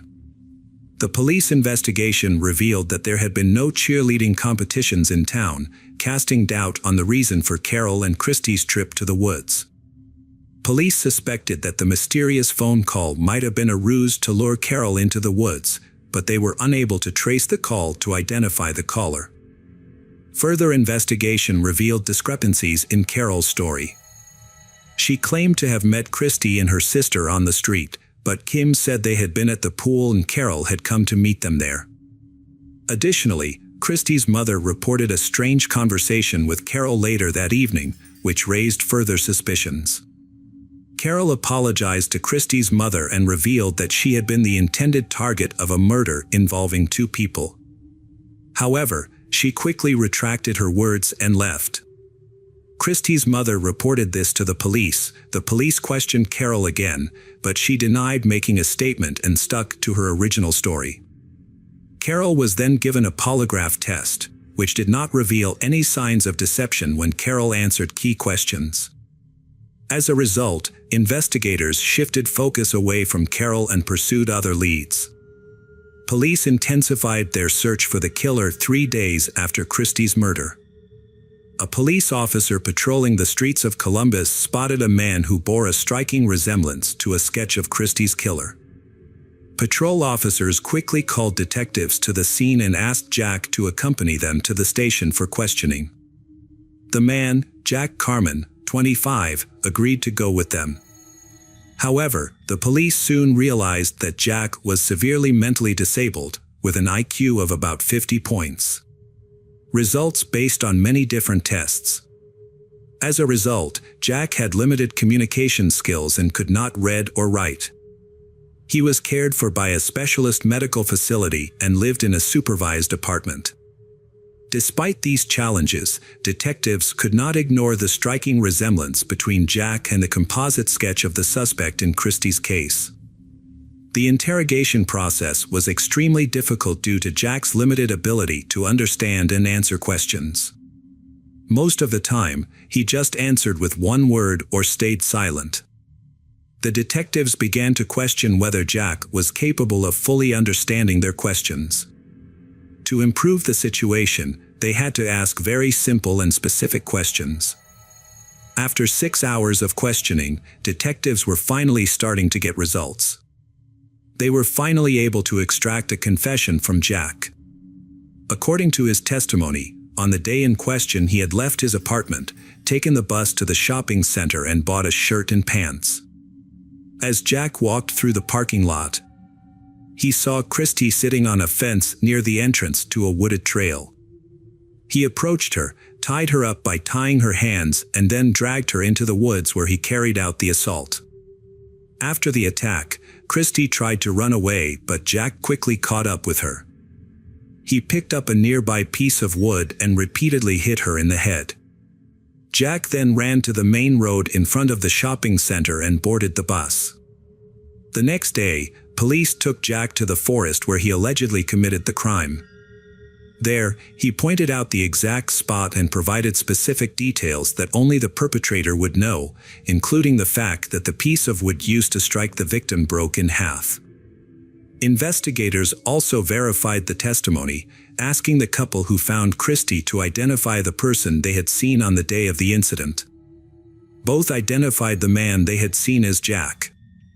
As a result, Jack was charged with multiple offenses, including assault and murder. The prosecution chose to include it in the charges. The prosecutor initially sought the death penalty, but Jack's lawyer negotiated a deal. In exchange for a life sentence, Jack would plead guilty before the judge, thereby avoiding execution. The case moved swiftly, with thousands of people following. Just 11 days after the murder, on September 3rd, Jack was sentenced to life in prison. However, after the trial, public opinion began to shift, and many people started to question Jack's guilt. As more details about his confession and his background emerged in the media, people began to wonder whether he was truly capable of committing such a heinous crime. Those who knew Jack found it hard to believe that he was capable of the crime. He was a passive, timid, and compliant person who would agree to anything if pushed hard enough. In the past, he had even taken the blame for something he didn't do, like the time he claimed responsibility for breaking a boiler at a charity center, when in fact someone else was to blame. This behavior raised doubts about his ability to make a genuine confession to the crime. His supporters felt that the police must have manipulated him into confessing by feeding him information and asking pressured questions. For instance, if the police asked him if he hit the victim with a piece of wood, and he answered yes, they could use that as a confession. However, this approach can be unreliable, especially considering Jack's tendency to confess to anything when under threat. Even the mention of the electric chair was enough to make him agree to whatever the detectives wanted. Furthermore, the police took Jack to the crime scene at the same time as the witnesses, a married couple who later identified him at the police station. This raised concerns that the witnesses had been biased, as they had already seen Jack and knew he was a suspect, despite the police's claims that they never crossed paths. There were several red flags surrounding Jack's alleged involvement in the crime. For instance, the police failed to locate the bus driver or any passengers who claimed to have seen Jack on his way to the city center, which contradicted his own statement. Moreover, multiple people at the charity organization building where Jack lived and worked said to have seen him at around 1:30 p.m. This created a major timing issue. Even if Jack had left immediately after being seen by these witnesses, the bus ride to the shopping center on the outskirts of town would have taken at least 40 minutes. Given the crime was committed at 1:50 p.m., it was logistically impossible for Jack to have made it on time. This cast serious doubts about Jack's guilt and raised suspicions that the police may have coerced his confession. Christie's parents, too, began questioning whether Jack was the true culprit. At the height of the controversy, approximately 70 individuals gathered in front of City Hall on September 9th to draw attention to the case and advocate for a comprehensive investigation. They established a public committee aimed at securing justice for Jack. As a result, Jack was assigned a new lawyer, who swiftly petitioned for a case review. After several months, a judge dismissed Jack's original confession and ordered a new trial, putting the onus on the prosecution to establish his guilt from the beginning. This marked a daunting challenge for the prosecution, making their case almost unviable. Norman Mills, Christie's father, began his own investigation while preparations for the new trial were underway. Dissatisfied with the way the detectives had worked, Norman took matters into his own hands. Immediately after the murder, Norman and several neighbors searched the area where Christie was found. They discovered a bloody pair of jean shorts and men's underwear in the woods. They turned the items over to the police, who had initially missed them.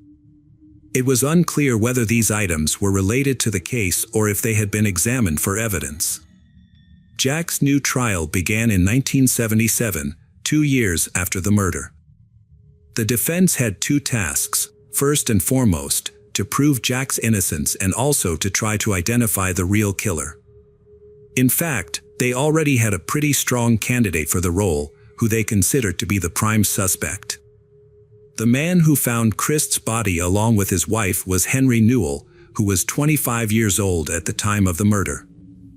At the beginning of the trial, Jack's lawyers had amassed an impressive list of reasons to suspect Henry of murder, and during the trial, the list grew even longer. Initially, Henry attracted attention because of his criminal record. Beginning in his teenage years, he had been arrested multiple times for various crimes, serving 3 prison sentences. He had successfully escaped from prison twice before being captured and brought back. At the time of Jack's trial, he was serving his 4th sentence, this time for burning down a house to collect insurance money. Lawyers also reviewed evidence from Christ's case and found some very suspicious details in his testimony. Henry said he had found her body, ran over, and threw a bloody piece of wood aside. He explained this by saying that he was in a state of shock at the time. But acting like that still seemed odd. Why did he pick up the murder weapon and throw it from his body for no apparent reason? He also testified that he thought the girl was still alive, so he took off his shirt and pressed it to her face. This action also raised questions. Did he actually try to stop the bleeding, or was his shirt stained with blood during the murder, and he needed to justify it somehow? Jack's lawyer found a store clerk in the mall where Henry had run to call the police. She said he was not wearing a shirt but was wearing jean shorts, although by the time police arrived, he was wearing a different pair of pants. The employee also confirmed that Henry had a new bruise on his face, as if someone had hit him. When asked why she didn't immediately report this to the police, she said no one had asked her. The officers themselves should have noticed this bruising but ignored it. Henry also agreed to take a polygraph test, but he ended up vomiting right on the machine. Another witness was Henry's neighbor, who said that on the night of the murder, he had talked to Henry and noticed many new scratches on his hands. The man also mentioned seeing a telephone cord in Henry's garage that was the same color and shape as the cord used to tie the victim's hands. That's not all. The neighbor said that Henry had once told him a very strange story. He claimed to know Christ's 14-year-old friend Carol and that they had once swum naked together in the pool. This story shocked everyone involved in the case. It turned out that Henry was acquainted with Carol, who was also directly involved in the case.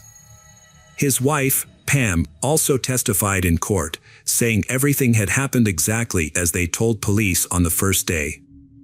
They had gone to the mall, and their son wanted to go for a walk. They went into the woods and found the body. Pam added that up until that point, Henry had remained at home and only stepped outside for a few minutes to scare away neighborhood children who had begun throwing firecrackers into their yard. Carol also testified, saying she had never met Henry. She was also asked about her intentions in telling Christ's mother that things should not have escalated to this point, but Carol again claimed she did not remember saying anything like that. Henry himself repeated his story without any changes and insisted that he had nothing to do with the crime. One of the most important moments of the trial was the showing of the entire recording of Jack's interrogation. After watching it, it became clear to everyone that Jack had simply been forced to confirm the detective's words that he had committed murder. Jack barely said anything and didn't seem to fully understand what the police wanted from him. But that was not the most important moment of the trial. On the 5th day, another unexpected witness appeared. It was Bobby, Henry's stepson, and his testimony truly shocked everyone following the case. Bobby revealed that that day, Henry had indeed gone out of the house to chase away the children who had thrown firecrackers into the yard. When Henry returned home, his shirt and sandals were missing, and Henry had scars on his hands and face. Bobby was told by his parents that they would be going to the shopping center, but when they arrived, they instead took him on a walk in the woods behind the center. Bobby claims he never asked to go for a walk, which contradicts what his parents initially said. During the walk, they found Henry's torn sandal and then Christy's body. Bobby's mother instructed him not to tell anyone about what he saw. At the trial, Bobby's grandmother testified about a disturbing comment made by Henry during Christy's farewell ceremony. After expressing her sadness about Christy's death, Henry replied, "It will teach her to keep her mouth shut." Another witness, Henry's friend, came forward and said that Henry had confessed to him that he accidentally killed Christy. Although the evidence clearly pointed to Henry's involvement, the prosecutor surprisingly announced that they would not pursue a case against Henry. The prosecutor also claimed that the initial investigation was handled correctly, despite acknowledging that the police missed or ignored many clues from the beginning. The public was outraged by this decision, leading the prosecutor to change his mind 2 days later and agree to reopen the investigation into Christy's death. Christy's father refused to give up on seeking justice and filed a civil lawsuit against Jack, but not because he believed Jack was involved in the murder. Rather, he hoped to gain access to the case files and gather more information. Unfortunately, this effort also proved unsuccessful. The case had remained stagnant until 2013, when Henry died of terminal cancer. Despite this, in the same year, former attorney John Aller became interested in the case and conducted his own investigation. He contacted all parties involved in gathering new information. Christy's relatives had provided John with a box of records that Christy's father had collected. After reviewing the records and talking to dozens of people, John believed that Henry was the culprit behind Christy's murder. John's investigation revealed that Carol had bought marijuana from Henry, which made him suspect that Henry was involved in the crime. This new discovery created a possible connection between Henry and Carol, which could explain why Carol brought Christy to the forest. One theory is that Carol planned to meet Henry in the forest to buy an illegal substance. It's possible that Carol invited Christy along, using the DJ story as a cover. A more sinister explanation suggests that Carol brought Christy to the forest at Henry's request, intending for him to harm her. However, Christy resisted, as evidenced by Henry's injuries, and he ultimately killed her. When John took over the case, Henry had passed away from cancer at the age of 63. However, John continued his work and released a book about Christy's murder. The release of the book sparked a new wave of interest, and Christy's relatives demanded that the investigation be reopened. Some of Henry's relatives also confirmed that Henry was the one who killed the girl. This led to the reopening of the murder investigation in May 2014. Detectives re-examined the evidence, interviewed dozens of people, and reassessed Henry's confession. They re-examined Christy's clothes and found traces of semen, but they were too small for DNA analysis. The investigation lasted until late 2015, when detectives announced that Henry was the one who had committed the crime. But because he had passed away, the case could not go to court. The investigation ended with the conclusion that Henry had left home, gone to the road behind the shopping center, seen Christy alone, and decided to assault her with a telephone cord, taking her deep into the woods. Henry had attacked Christy, injuring her.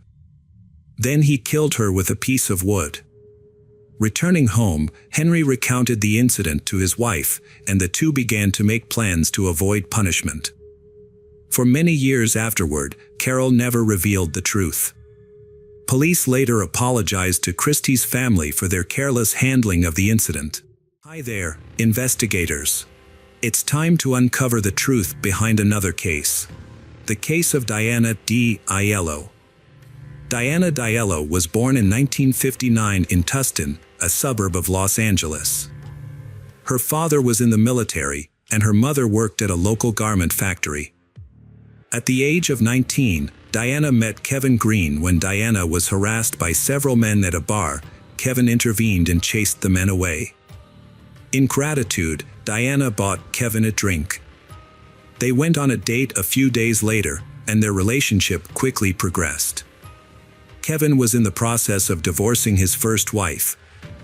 Kevin and Diana moved in together for a while, and Diana became pregnant. After Kevin's divorce was finalized, they got married. While waiting for their daughter to be born, they rented an apartment in Tustin.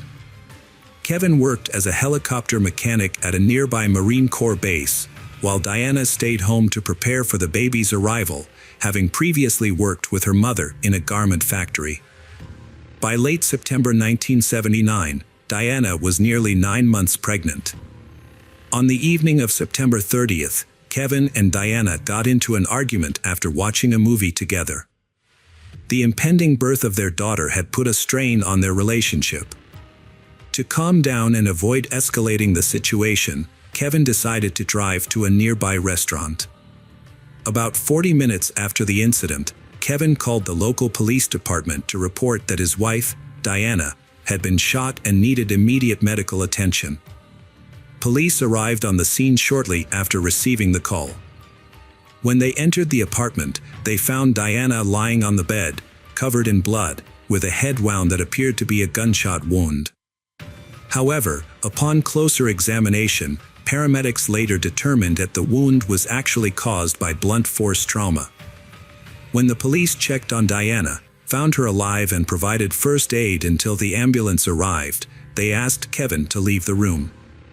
After the paramedics took over, they carefully transported Diana to the hospital. Meanwhile, the police asked Kevin to stay behind to give a statement. He told police that he and his wife had been arguing, so he decided to leave the apartment to calm down and buy some burgers at a fast food restaurant. In his haste, he realized he had left his keys inside, but chose not to go back to get them. Instead, he locked the door and went to his car. As Kevin drove away from the apartment complex, he noticed a truck with its back door open, and an African-American man walking back and forth toward the truck. It was late, around 2 a.m. He drove to the fast food restaurant he frequented, but it was busy, so he went to another location a few miles away. After buying a burger, he drove home, which took 40 minutes. When he arrived, he found the front door wide open. He rushed inside and found his wife, Diana, covered in blood. He immediately called the police. Kevin's story had some suspicious signs, but when the police checked the fast food bag, they found the food was still warm and the receipt confirmed the time and place of purchase, supporting Kevin's story. As a result, the police allowed Kevin to go to the hospital, but not before asking him to provide a blood sample for further investigation. Although DNA analysis was not available at the time, experts could still compare the blood found at the crime scene with Kevin's blood type. When Diana arrived at the hospital, doctors determined that her head wound was not caused by a gunshot. Instead, it was likely inflicted by a small, heavy object. Unfortunately, Diana fell into a coma. The medical team worked diligently for several hours to save both her and her unborn child. After many hours of intense care, they were able to stabilize Diana's condition, but she still required surgery. During the investigation, police asked medical experts to determine whether Diana had been sexually assaulted. The experts confirmed that Diana had indeed been sexually assaulted, finding semen on her body. However, Kevin testified that he and Diana had had sex just hours before the argument. Diana and Kevin's family stayed in the hospital all night. And the next morning, the baby's condition suddenly took a turn for the worse. Doctors tried, but the baby did not survive. Although Diana remained in a coma, her chances of survival had improved. However, doctors warned that she could suffer long-term effects. Although Kevin had an alibi, police were not quick to clear him due to several inconsistencies in his story. He had an argument with Diana just hours before the attack, left his front door unlocked, and spent much of the time on a quick trip to a fast food restaurant. His claim of seeing a suspicious person near his home at night also raised suspicions. However, there was no concrete evidence linking Kevin to the crime. Police are investigating another suspect in a series of similar crimes in the area. A year earlier, a series of break-ins and assaults had occurred in Tustin and surrounding areas with similar modus operandi. In December 1978, a 17-year-old girl was killed after being beaten with a piece of wood and sexually assaulted. 4 months later, a 21-year-old woman was murdered and sexually assaulted. In July 1979, a woman was attacked in her apartment but survived, although she was in a coma for several weeks. Her testimony provided no new leads. Prior to Diana's attack, a similar attack occurred in September 1979, when a 34-year-old woman was murdered. A series of crimes occurred, all with striking similarities to the attack on Diana. The police believed they were dealing with a serial killer and focused their efforts on capturing him. To address the growing concern, the police decided to issue a public warning through the media, specifically targeting women living alone and those living in low-rise apartments, who appeared to be the serial killer's favorite targets. The warning caused panic, and in response, the police increased night patrols in the area. The police began by interviewing and soon received their first leads. Several of the victims' neighbors reported seeing a suspicious white man with thick black hair near their home. Although the description was somewhat vague, the police were able to identify several men who matched and investigate them. Unfortunately, these leads did not lead to any cases. A week after Diana was attacked, her doctors informed her loved ones that she had finally regained consciousness. However, there was a serious concern: Diana was unable to speak or remember anything. According to her doctors, her brain was still recovering. Around the same time, another attack occurred in Tustin. An unknown assailant broke into the apartment of a 24-year-old woman, striking her multiple times with a piece of wood and sexually assaulting her. Tragically, the victim died, and the police were once again unable to catch the perpetrator. Diana spent several days in the hospital, recovering from her injuries. During this time, her mind slowly cleared, but she had lost almost all of her memory. Doctors told her family that her memories might return, but warned them not to remind her of anything, letting her remember on her own. After being stabilized, Diana was discharged from the hospital and her family took her home. Her husband Kevin had to work at the military base, so Diana was sent to live with Diana's parents. 2 weeks later, another attack occurred in the city, similar to the one on Diana. This time, the attacker killed a 17-year-old girl. Diana began attending physical therapy sessions and her condition gradually improved. Although she still could not speak or remember the attack, a breakthrough occurred 6 weeks later during a therapy session. The doctor asked Diana if she could remember who attacked her. To the doctor's surprise, Diana suddenly pointed to her wedding ring. The doctor shared this information with Diana's mother when she came to pick her up. Diana's mother asked her daughter if her husband, Kevin, was the one who attacked her, and Diana nodded. Diana's mother immediately took her to the police station to speak with the chief. After asking Diana a few more questions, the police confirmed that she remembered her attacker and identified him as her husband, Kevin. This new information dramatically changed the course of the investigation. Police suspected that Diana's attack was related to a series of similar incidents in the area, committed by a serial offender.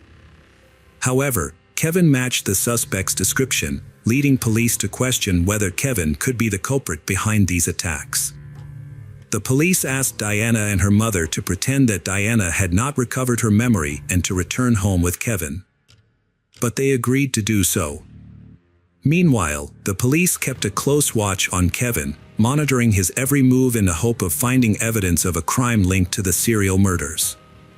Crime scene testing revealed evidence under Diana's fingernails, where they found bloody skin particles, in addition to the attacker's semen.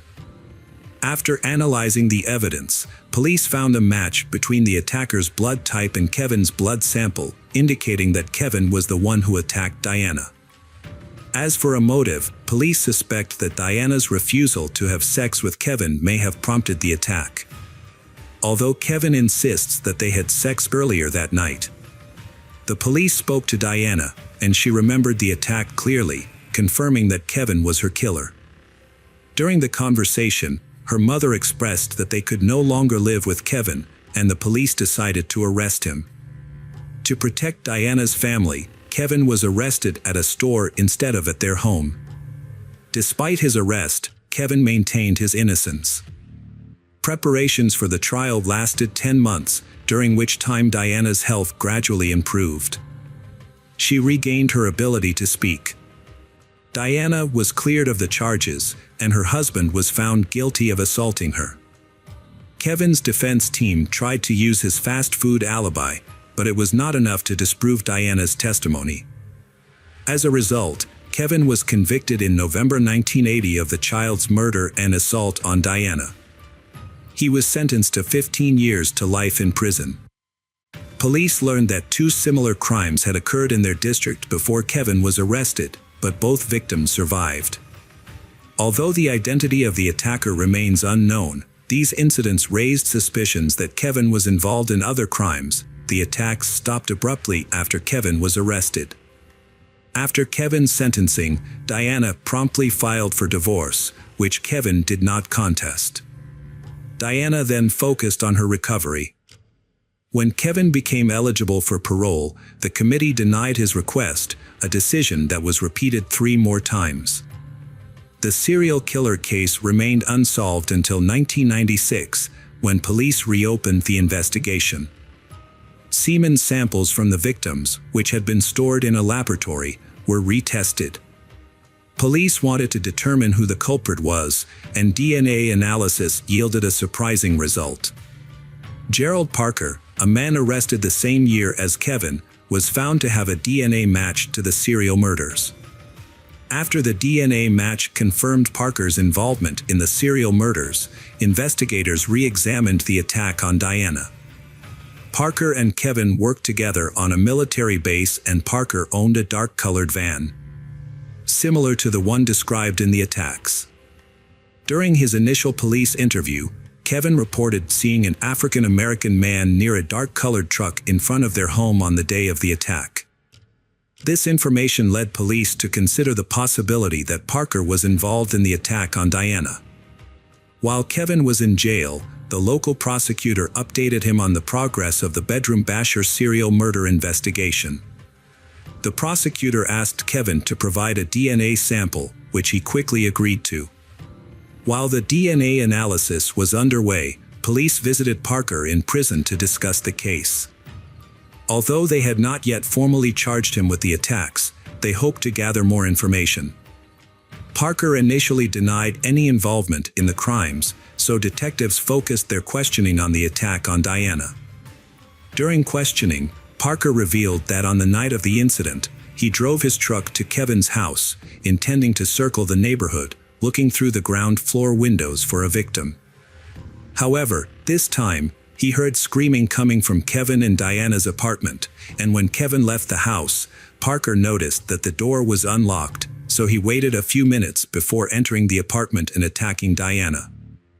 Parker revealed that he did not know Kevin's wife because they worked in different areas of the military base. He also confessed to committing 6 murders and 3 non-fatal attacks. After Parker's confessions, DNA evidence confirmed his guilt and Kevin's innocence. The prosecutor quickly moved to overturn Kevin's sentence, and he was released from prison after 16 years.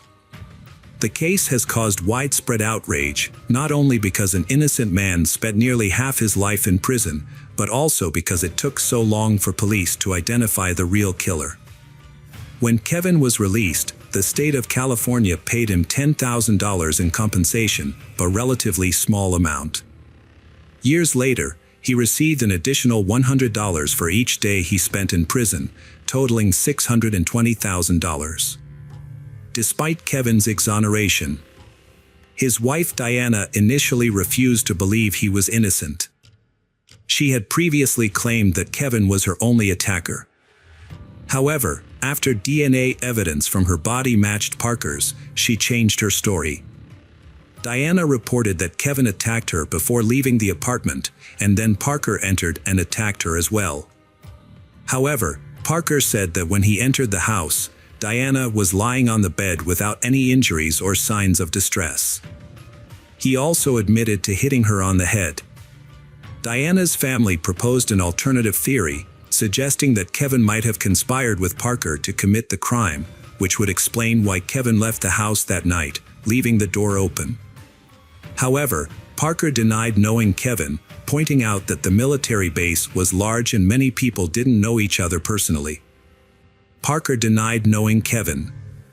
Kevin also denied any involvement with Parker, insisting that he would never harm Diana or their unborn daughter.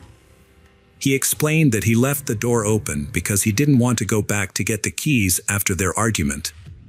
And he still blames himself for that decision.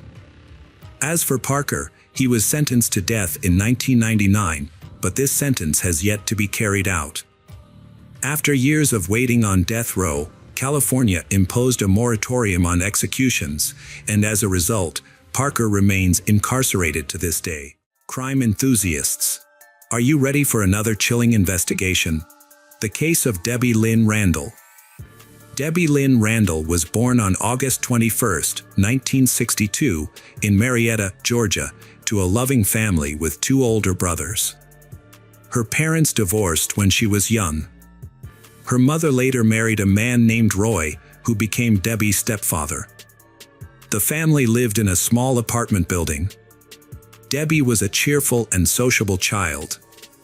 On the evening of January 13, 1972, after dinner with her family, Debbie went to the laundromat to supervise the laundry. Debbie's home was just a short distance from the laundromat, so her mother wasn't overly concerned about her safety when she was sent to do the laundry.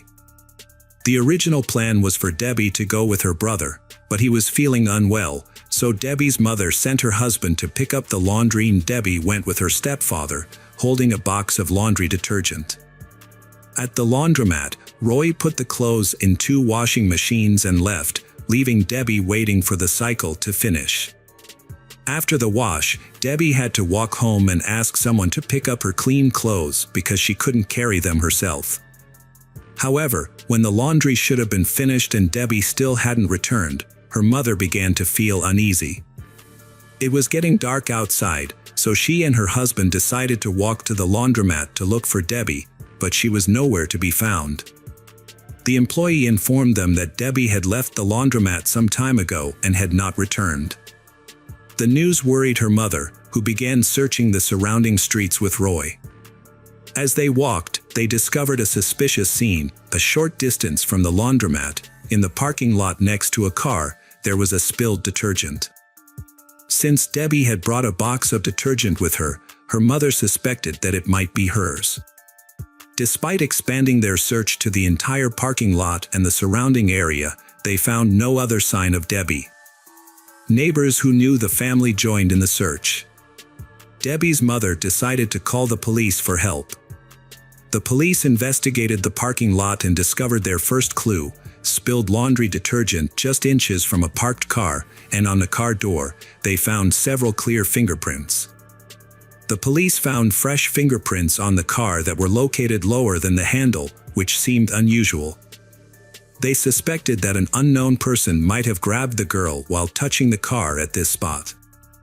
The officers collected the fingerprints and sent them to forensic experts for analysis.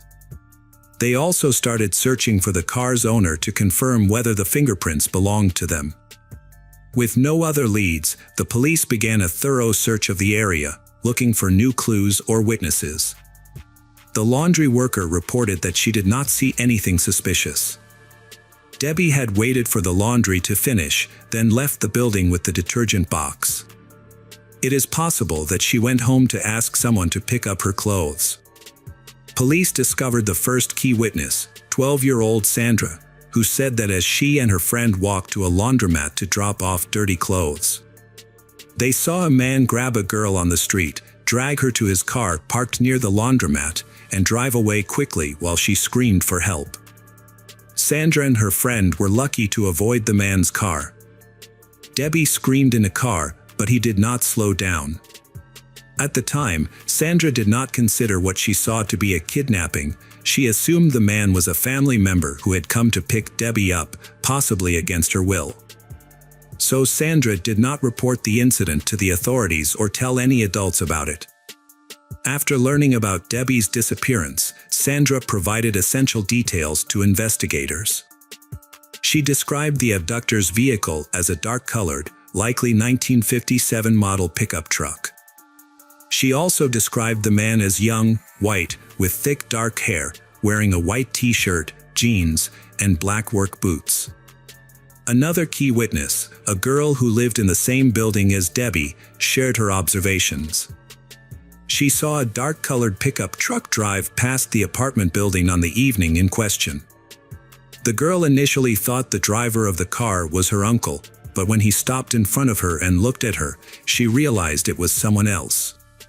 She described the driver as a white man with medium-length dark hair and provided additional details about his appearance. She also reported that he parked his car near their building, next to the same car where a detergent spill would later be discovered.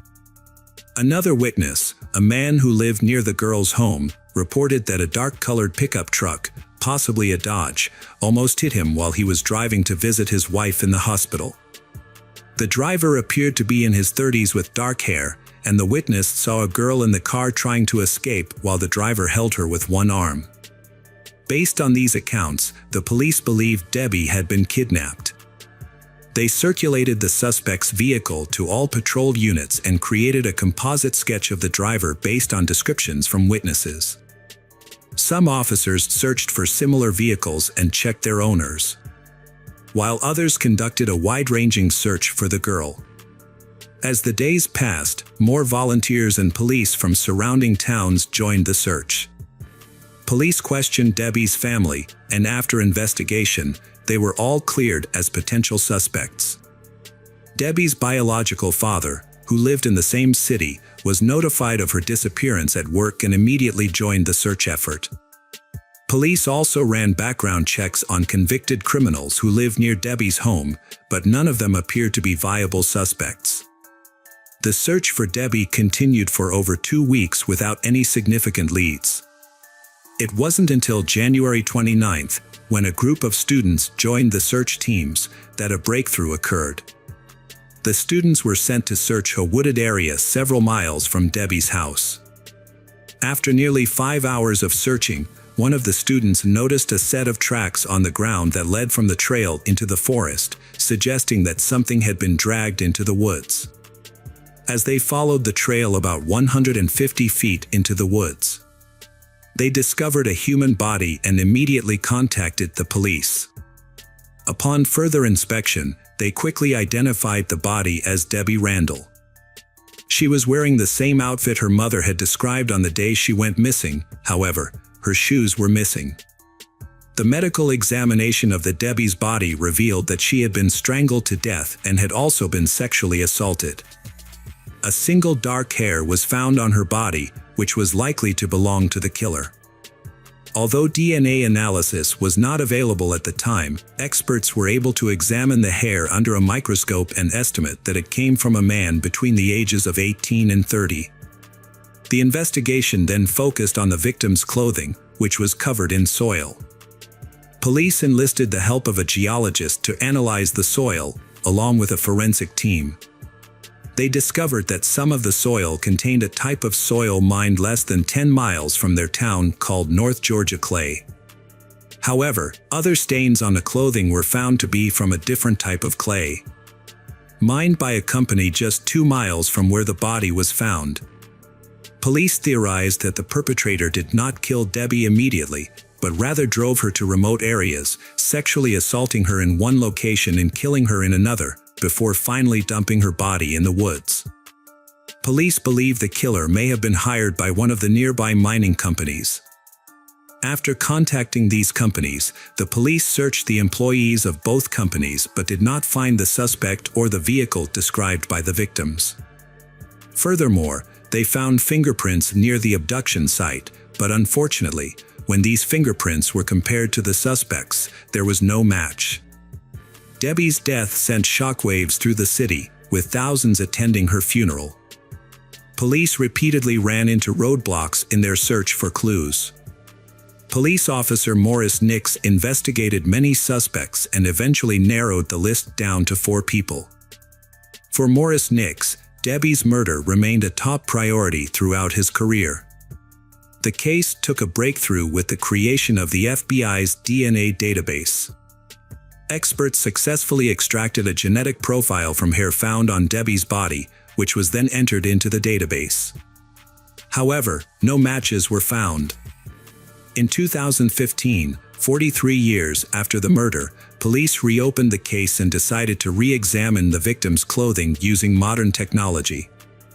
The clothing had been stored in an evidence vault since the crime. When re-examined, some of the evidence had degraded over time, resulting in only a partial DNA profile. In 2018, Debbie's mother gave an interview, expressing her hope that her daughter's killer would be found. After the tragedy, she found it unbearable to stay in their apartment, so she moved to another city. Her only wish was for the case to be solved before she died. Sadly, she died of cancer at the age of 78, just weeks after the interview, and was buried next to Debbie. In 2019, the local police department received additional funding, which allowed them to conduct a more thorough analysis of Debbie's clothing. This time, experts successfully extracted a full DNA sample, but unfortunately, the perpetrator's DNA was still not found in the FBI database. Debbie's father was interviewed and shared that he thought about his daughter every day for decades. Sadly, he passed away in 2022, shortly after the interview. Police turned their attention to the first piece of evidence they had, DNA. They partnered with a Florida company that specializes in an advanced DNA analysis technique called genomics. Police provided the company with all the biological samples they had collected over the years and waited for the results. Experts created a DNA profile of the suspect and began searching for his relatives in public genetic databases. After analyzing thousands of potential relatives of the killer, investigators narrowed their search to a family in Marietta. In 2023, police asked the family to provide a DNA sample, which they agreed to. Analysis showed that the killer was indeed a close relative of the family. Experts re-examined the family tree and quickly identified a man named William Rose.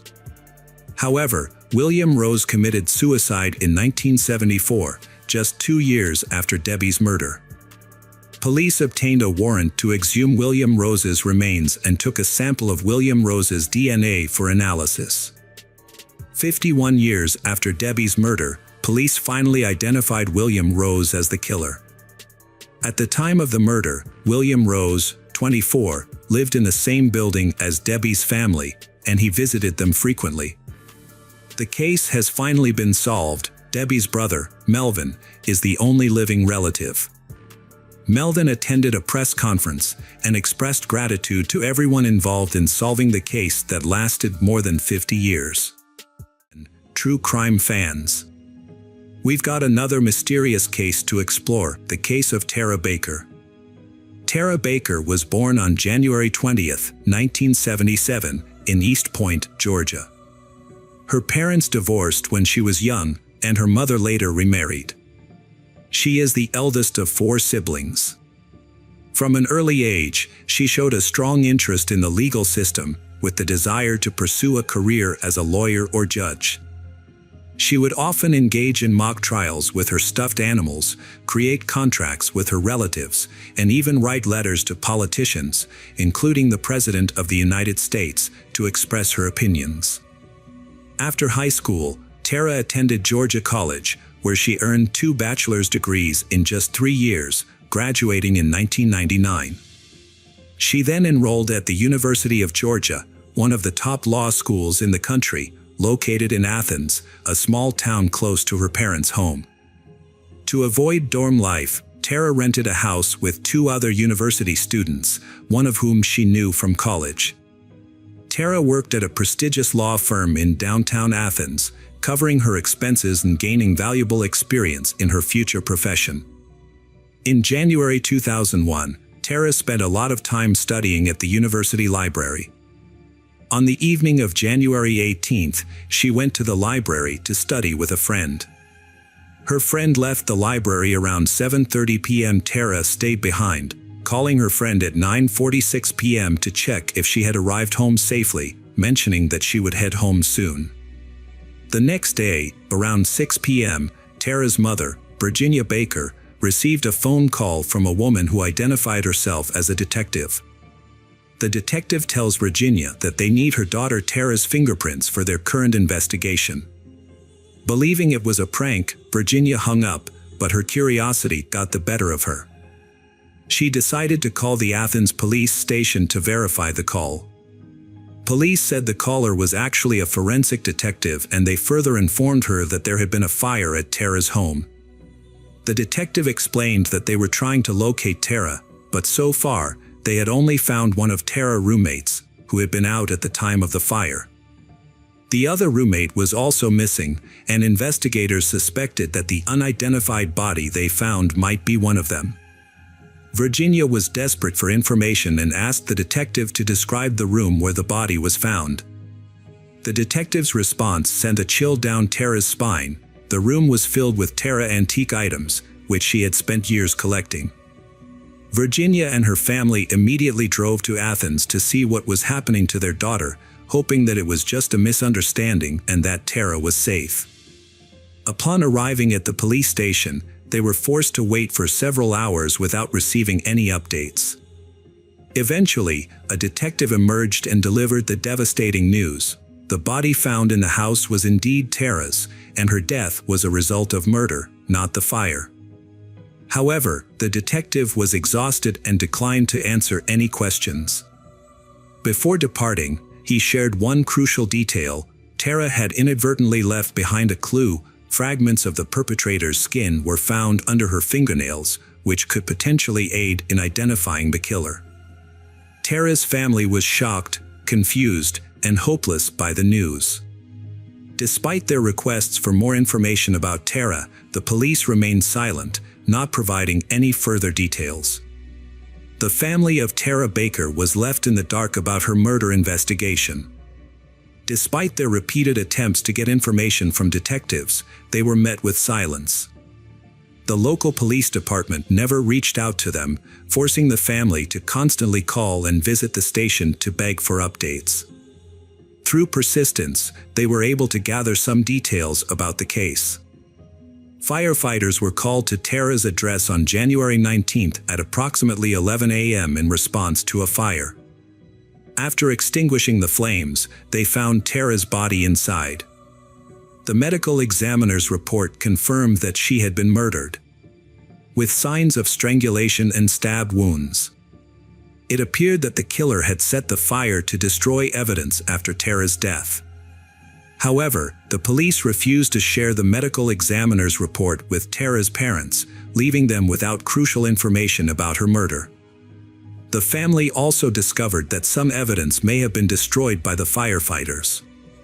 Unfortunately, this is not uncommon in cases like this. Investigators may not have properly secured the crime scene, which could have resulted in the loss of evidence. As Tara's family sought answers about her death, they were met with a lack of transparency and disrespect from the police. They were not kept informed about the investigation, were often treated rudely and unprofessionally. In an attempt to hold the police accountable, they began to record their conversations and filed complaints, but these efforts yielded no results. The family sought the advice of a renowned criminologist. However, the local police department would only allow him to review the case materials under one condition: he was not to share any information or findings with Tara's relatives. This left Tara's family unable to find answers about her death. Tara's family waited 10 years to get her death certificate. After writing to the state governor, they finally received it, but it didn't give them the answers they were looking for. Instead of explaining what caused her death, the certificate simply stated that she died from multiple injuries, without providing any further details. Despite the police continued their investigation, but their actions raised several questions. When Tara's body was discovered, firefighters immediately called the police, recognizing that a murder had taken place. But the crime scene was seriously destroyed due to extensive damage from the fire and water used to extinguish it. Furthermore, the family later discovered that some surviving items at the crime scene were not examined for fingerprints. Tara's laptop was found missing from her room, but other valuables were intact. Since there was no evidence of forced entry, investigators suspected that Tara was familiar with her killer and had voluntarily allowed them into her room. Although the crime scene was heavily damaged due to the fire, investigators established that Tara's 2 roommates were away from town at the time, leaving Tara home alone. Because it was difficult to determine the exact time of death, medical experts narrowed the window down to a time frame of 10 p.m., when Tara left the library, to 11 a.m., when neighbors called the fire department. The likelihood of the crime occurring during the early morning hours, given the speed at which the fire spread. The police investigation uncovered 2 significant leads. One involved a witness who reported seeing a middle-aged white man running down the street on the morning of the murder, wearing only a t-shirt and jeans despite the winter weather. Additionally, the police discovered a suspicious phone call made to Tara's university a few days before her death. A heavily intoxicated man had called the university's student information line. The man managed to correctly provide Tara Baker's name and request her phone number. Although the phone call was highly suspicious, the police were unable to identify the caller. Meanwhile, Tara's boyfriend became an immediate person of interest in the investigation. He provided an alibi, which was verified by the police, but they continued to view him with suspicion. Police have repeatedly questioned him and asked him to provide additional biological samples, answer additional questions, or undergo a lie detector test. Tara's boyfriend was asked to identify her body after the fire. He had traveled from another city to Athens as soon as he heard the news. Although Tara's parents were already in town, the police requested that the boyfriend make the identification. However, he was not allowed to enter the house. Instead, a police officer took a photograph of the body and showed it to him on a camera screen. The boyfriend was shocked and unsure if the body was Tara's. To confirm, he asked to see a pair of earrings he had given her. The officer retrieved the earrings from the body Tara's and showed them to him. After seeing the earrings, the boyfriend confirmed that the body was indeed Tara's. The police then shifted their focus to a male student who had a reputation for being troublesome. Several female students reported that he had repeatedly asked them out on dates, despite being told no, and made them feel uncomfortable with his behavior. The student had also asked Tara out multiple times, despite knowing she had a boyfriend. Detectives investigated the student but found no evidence linking him to the crime. They even asked Tara's friends to monitor the boy's activities, but this did not bring any new progress. Detectives began to focus on another suspect, a guy who was Tara's co-worker.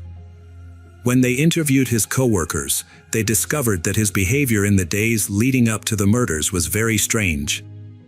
Specifically, he had stopped socializing with a group of close co-workers. Additionally, just days before the murders, he had told Tara that he would not be able to attend her birthday party, which was scheduled for the day after the murders. On the morning of January 19th, one of Tara's co-workers tried to convince him to attend birthday celebration, as Tara had been hurt by his initial refusal. When the colleague visited the attorney's office, however, he was nowhere to be found. This was unusual, as the attorney was typically present at the office in the mornings. A check of his work schedule revealed no meetings or appointments, adding to the mystery of his absence. His behavior raised suspicions after Tara's murder. He was absent on the day of the murder, but the next day, he visited a colleague's home and acted strangely. Many suspect that he regularly used illegal drugs, which may have contributed to his erratic behavior. The co-worker noticed several fresh scratches on his neck, which were notable because several pieces of skin were found under Tara's fingernails, suggesting that she may have scratched her attacker in self-defense. When questioned about the scratches, he claimed he got them from a cat and denied any involvement in Tara's murder. However, when asked about his suspicions regarding the killer, his response was unusual. He screams that Tara's father is the culprit, but he cannot produce any evidence to back up his accusation. Furthermore, he resigned from his position just a few months after the murder and left the state. It is unclear whether the police compared his DNA with the samples found under Tara's nails. But they have not shared any information about this aspect of the investigation, even with Tara's relatives. The police discovered that he was married, but still secretly dated 2 female colleagues. This revelation could explain his unusual behavior and unexplained absences from work. Both women also suspected that he was using illicit substances. However, police found no evidence to prove his involvement in the murder and eventually cleared him as a suspect. The detectives also investigated the maintenance company employees who had access to the house where Tara lived. They had a spare key, which might explain why there was no sign of forced entry. Unfortunately, this lead also yielded no results. Since then, the case has had no new clues. The police continue to search for new suspects and witnesses, but they are keeping many details about their investigation under wraps to avoid it being undermined. The investigation into Tara's murder continued over the years, with several new leads emerging, but it did not yield any results for the investigation. One witness reported seeing an African-American man near Tara's house on the day of the fire, while another claimed to have seen blood on a classmate's notebook shortly after the murder. Despite police efforts to pursue these leads, they ultimately led to dead ends. Tara's parents offered a $77,000 reward in hopes of generating new leads. The detective team working on the case changed several times, but they all encountered considerable difficulties due to lack of evidence. The fire in Tara's room burned most of the evidence, leaving the police with few clues to investigate. 19 years after Tara's murder, a podcast about her case was released, generating renewed interest and attention. The podcast gathered information from Tara's family and individuals connected to the case, re-examining the evidence and helped reinvestigate the case. The police department took notice of the podcast, leading to better cooperation between detectives and Tara's family. For several months, detectives reviewed all available information and evidence, using modern DNA analysis tools to re-examine the evidence. Their efforts paid off on May 13, 2024, when police announced that they had finally arrested the perpetrator, 23 years after the murder. The suspect, Edric Lamont Faust, 48, was arrested, but police did not reveal how they identified the suspect, citing the need to keep some information secret to protect ongoing legal proceedings. Investigators only mentioned that modern DNA analysis tools and other biological evidence played a crucial role in Edric's identification. Further details of the case were not disclosed at the press conference, and police chose to withhold evidence to avoid compromising Edric's trial. However, his arrest documents revealed that he was accused of assaulting Tara. Additionally, a piece of skin was found under Tara's fingernails, which was used to extract the killer's DNA using modern DNA analysis tools. The police had likely known about Edric for years due to his long history of crime, which included multiple arrests. At the time of Tara's murder, he was 25 and lived in the same city as she. Despite this, the police initially found no evidence suggesting that Edric knew Tara. It wasn't until recently, thanks to advanced DNA analysis, that Edric became a suspect in the case. Detectives only started investigating him a few days before his arrest. Edric is currently in jail awaiting trial. The police are confident that they have found the right person, as they obtained irrefutable DNA evidence. As a result, Edric was denied bail, and Tara's case is now considered closed. Tara's family finally finds out the truth after 23 years. Thanks to a new team of detectives who reopen the case and solve it. Thanks for returning. Let's unravel another perplexing mystery, the case of Mitzi Sanchez. Mitzi Sanchez was born on August 10, 1992, in Vallejo, California. She grew up in a large, with 2 brothers and a sister. As a child, Mitzi was cheerful and bright, enjoying time outdoors with friends and playing with her siblings. From a young age, she demonstrated independence, often walking to elementary school with her brother without adult supervision, as the school was nearby. On August 10, 2000, Mitzi's 8th birthday, she was excited about the celebration party her family had planned. However, when she asked her mom if she could skip school, the request was denied. Upset, Mitzi left her home with her brother at around 7:30 a.m. The plan was for her to wait for her brother after classes, and they would walk home together. But when her brother went outside the school, he couldn't find Mitzi. Assuming she had already left without him, he headed home alone. However, when he arrived home, Mitzi had disappeared without a trace. Mitzi's older sister grew concerned when she realized Mitzi was missing, especially since her birthday party was supposed to take place that day. As her absence seemed unusual, the sister called their mother around 4 p.m. to report the situation. The mother immediately contacted Mitzi's school and confirmed that Mitzi had attended all her classes that day. However, when the mother reached out to family members and Mitzi's friends, no one had seen her after school. Mitzi's family became worried and started looking for her. Family, friends, and neighbors mounted a massive search operation. Some walked the streets, while others went door to door along the route from her home to school, asking locals if they had seen her. They also distributed flyers with information about Mitzi. Despite their extensive efforts, they were unable to find her, leading Mitzi's parents to call 911 for assistance. The police quickly joined the search and local media started covering the case. The news of Mitzi's disappearance spread quickly, not just in local news outlets but also across the state. Mitzi's family has given several interviews to raise awareness of her disappearance. Her mother desperately pleaded with them to return her daughter safely. The police received a lot of information, but none of it was useful. 24 hours after Mitzi went missing, the investigation had new clues. A man contacted the police to report finding bloody rags at a landfill. After further examination, experts discovered that the rags were actually bed sheets from a hotel in Vallejo. The evidence was sent to the lab for analysis, but it would take several days to obtain the results. Investigators also went to the hotel, but they were unable to confirm whether Mitzi was there. As the investigators waited for the lab results, they thoroughly searched the landfill for any additional clues, but they found nothing.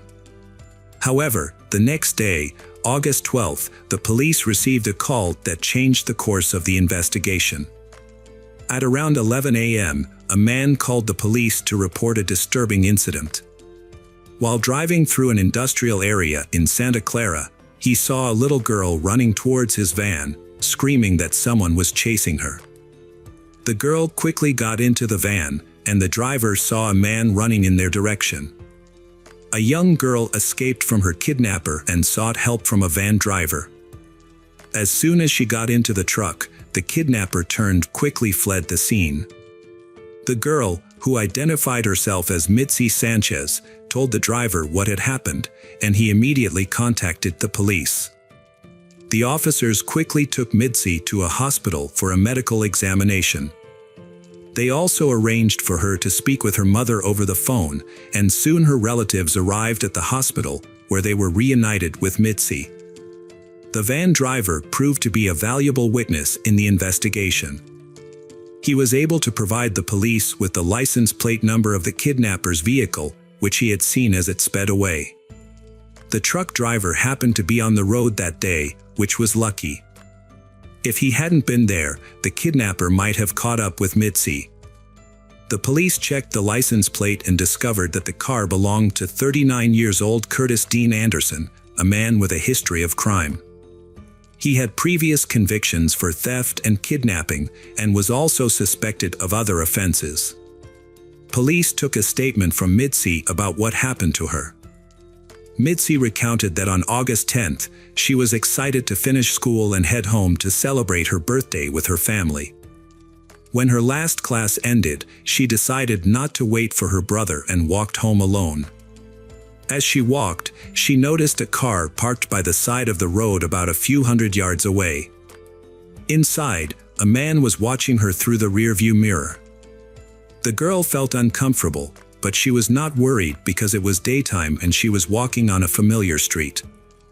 In addition, because she was young, she was not aware of the potential risks posed by strangers.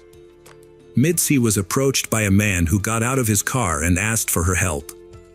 He claimed to have a leg injury from an accident and needed assistance in retrieving a roll of tape from under the car seat.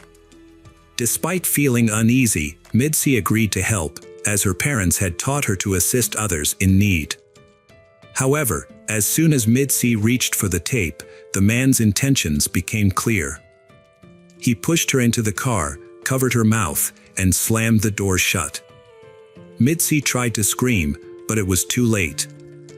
The man drove away, Mitzi to watch in horror as they passed by her home, where her family was preparing to celebrate her birthday. The man eventually stopped in a deserted parking lot, where he gave Mitzi new clothes and forced her to change. He then threw away her old clothes in a nearby trash bin. He warned Mitzi not to try to escape, claiming he had a gun and that no one had ever managed to escape from him. For the next few hours, Mitzi was driven to an unknown location. Mitzi demanded to know why she had been kidnapped. But the man's response was that he had gone through a similar experience as a child. When night fell, he stopped the car again and began covering the windows with rags to conceal their location. He then shackled Mitzi's leg with a chain and padlock. The man pulled out a bottle of alcohol and insisted that Mitzi drink some. Despite her initial reluctance, she eventually gave in. He took pictures of her using a camera. The perpetrator then lay down in the car to sleep. Fearing that she would be at his mercy if she fell asleep, Mitzi stayed awake and began thinking of an escape plan. Her chance came when she saw a police car driving past the parking lot. However, it was too far away, and she realized that even if she screamed, the officers would not be able to hear her. The next day, the perpetrator continued to drive Mitzi around the city, forcing her to sit on the floor of the car and covering her with sheets to conceal her from view.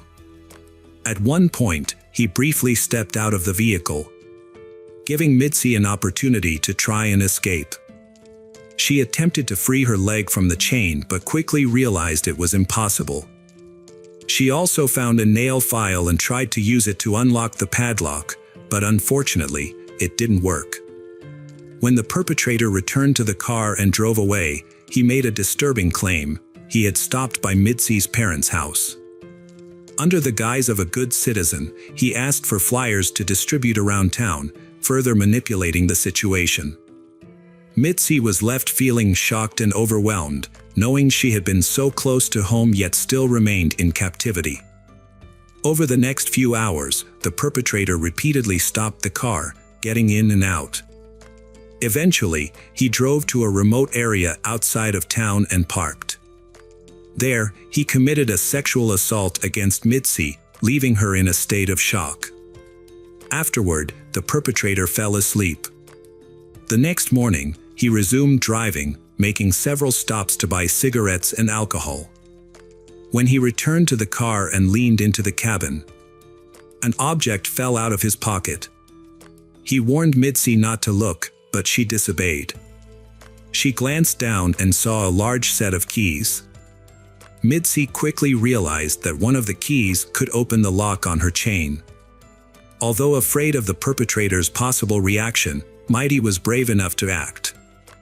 She grabbed the keys, selected one that seemed to fit the lock best, and tried to unlock it.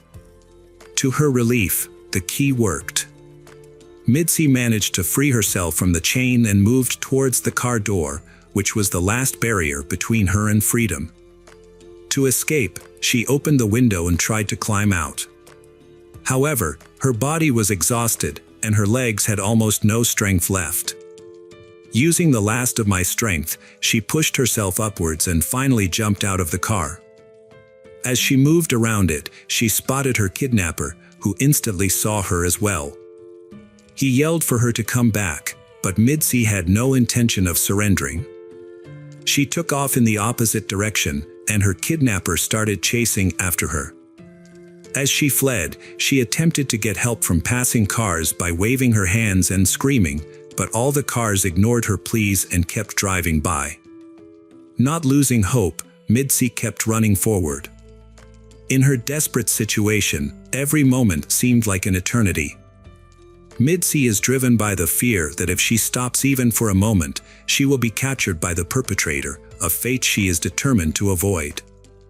Finally, she spotted a van and she ran towards it, jumping in front of it to stop the driver. The driver quickly halted, and Mitzi climbed into the cabin, exhausted, dehydrated, and starving, but safe. At the hospital, she received the medical attention she needed, and her family soon arrived to be reunited with her. Mitzi's story quickly became top news in town. When she returned home, thousands of people gathered on her street, cheering and shouting birthday wishes she had missed while in captivity. Meanwhile, the police were searching for her kidnapper, whose location remained unknown. During the investigation, the police showed Mitzi's mother a photo of the suspect, and she recognized him. She had seen him twice before, once before Mitzi's abduction, when he was standing on their street, staring at their house, and again the day after Mitzi's disappearance, when he came to their home asking for flyers. Police eventually arrested the suspect, Curtis. He confessed to Mitzi that she was not his first victim and that no one had ever managed to escape him before. Curtis's careful planning and execution suggested he had experience with similar crimes. It is notable that Curtis had a prior conviction for kidnapping a woman in 1991, for which he served time until his release in November 1999. The trial began in April of the same year. Mitzi bravely testified in a crowded courtroom, recounting every detail of Curtis's crimes against her. Even though Curtis was there, Mitzi remained calm and completed his mission. As a result, Curtis received a 251-year prison sentence. However, this marked the beginning of a new chapter in the investigation. Detectives regularly visited Curtis in jail, questioning him about potential involvement in other crimes. One of these visits, they discovered that Curtis had confessed to a fellow inmate about kidnapping and murdering 8 additional girls. The inmate agreed to cooperate with the police, sharing Curtis's confession in detail. However, Curtis himself was reluctant to reveal all his secrets. Instead of denying the allegations, he attempted to negotiate privileges in exchange for information, speaking with detectives in riddles. As for Mitzi, she was constantly bullied and ridiculed by her classmates, labeling her the kidnapped girl. They even told her she should have died instead of being rescued. The constant bullying made her school years extremely difficult, which hindered her recovery from the traumatic experience. Mitzi could no longer handle the immense pressure. As a result, she turned to alcohol as a means of coping with stress, relying more and more on it. Eventually, she lost hope of returning to a normal life. However, a car accident after a party with friends changes her life forever. Mitzi suffered serious injuries, including a broken neck and arm, and spent 2 weeks in a coma. Upon waking up, she received news from her doctors. She was pregnant with a daughter. This gave Mitzi the power to change her life for the better. She decided to devote herself entirely to her daughter and also to helping other children who were victims of various crimes. Mitzi went on to found a non-profit organization that continues to help those in need to this day. As for Curtis, he passed away in 2007 due to illness, just 6 years after being sentenced. The detectives' only regret was that they were unable to obtain full confessions from him regarding other cases he was suspected of being involved in. Notably, his son followed a similar path and was also convicted of murder. Unfortunately, the son's life was cut short in prison in 2019. Hello again, true crime fans. We've got another mysterious case to explore. The case of Zoe Hastings. Zoe Hastings was born on November 21, 1996, in Kansas, as the oldest of 5 children. She was a responsible sibling, often putting her parents' needs before her own. Her family was deeply rooted in their faith, spending a significant amount of time at church. When Zoe was in high school, her family moved to Dallas, where she attended a school that fostered her creativity and passion for the arts. She excelled in drawing and enjoyed participating in school plays. Outside of school, Zoe worked at an art studio and as a lifeguard during her summer breaks. After graduating, Zoe had the opportunity to attend top universities, but she decided to delay her education to focus on her church. In October 2015, at the age of 18, Zoe was preparing for a mission trip with her church. She planned to attend the Sunday service to discuss the trip's details. Zoe left her house around 4:40 p.m. in the family minivan, promising her parents she would return for dinner. However, she failed to come back, which was unusual for her. Zoe's parents tried to reach her after the service, but she didn't respond to their messages or calls. They then contacted her friends, thinking she might have visited someone, but no one had seen her. As the evening wore on, her parents grew increasingly worried and decided to call the church to see if Zoe had shown up there. However, they were surprised to learn that Zoe had never arrived at the church. This was highly unusual behavior for Zoe, as she had always kept her parents informed of her current whereabouts and had never disappeared without explanation. So they drove themselves to the police station to report Zoe missing, and the police began the search. The police spent all night retracing the route from Zoe's house to the church but found no sign of Zoe. Using an iPhone tracking app, police were able to locate her phone. They discovered Zoe's phone just a few hundred yards from the church, near a small creek across the street.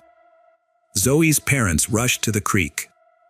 An officer approached them and informed them that a car accident had been reported a few hours earlier and that police had received a call from a witness walking a dog. That witness claimed that a man had approached him and said that a woman had been injured in a car accident near the creek. The witness rushed to the scene and found a woman lying in a pool of blood, so he called 911. As the police investigated, they quickly identified the victim as Zoe Hastings. However, it soon became clear that she had not died as a result of the accident. The evidence suggested that she had been murdered. Zoe's body was found a short distance from the minivan, which was partially submerged in the creek. There was a significant amount of blood near her body, and police observed multiple cuts on her neck.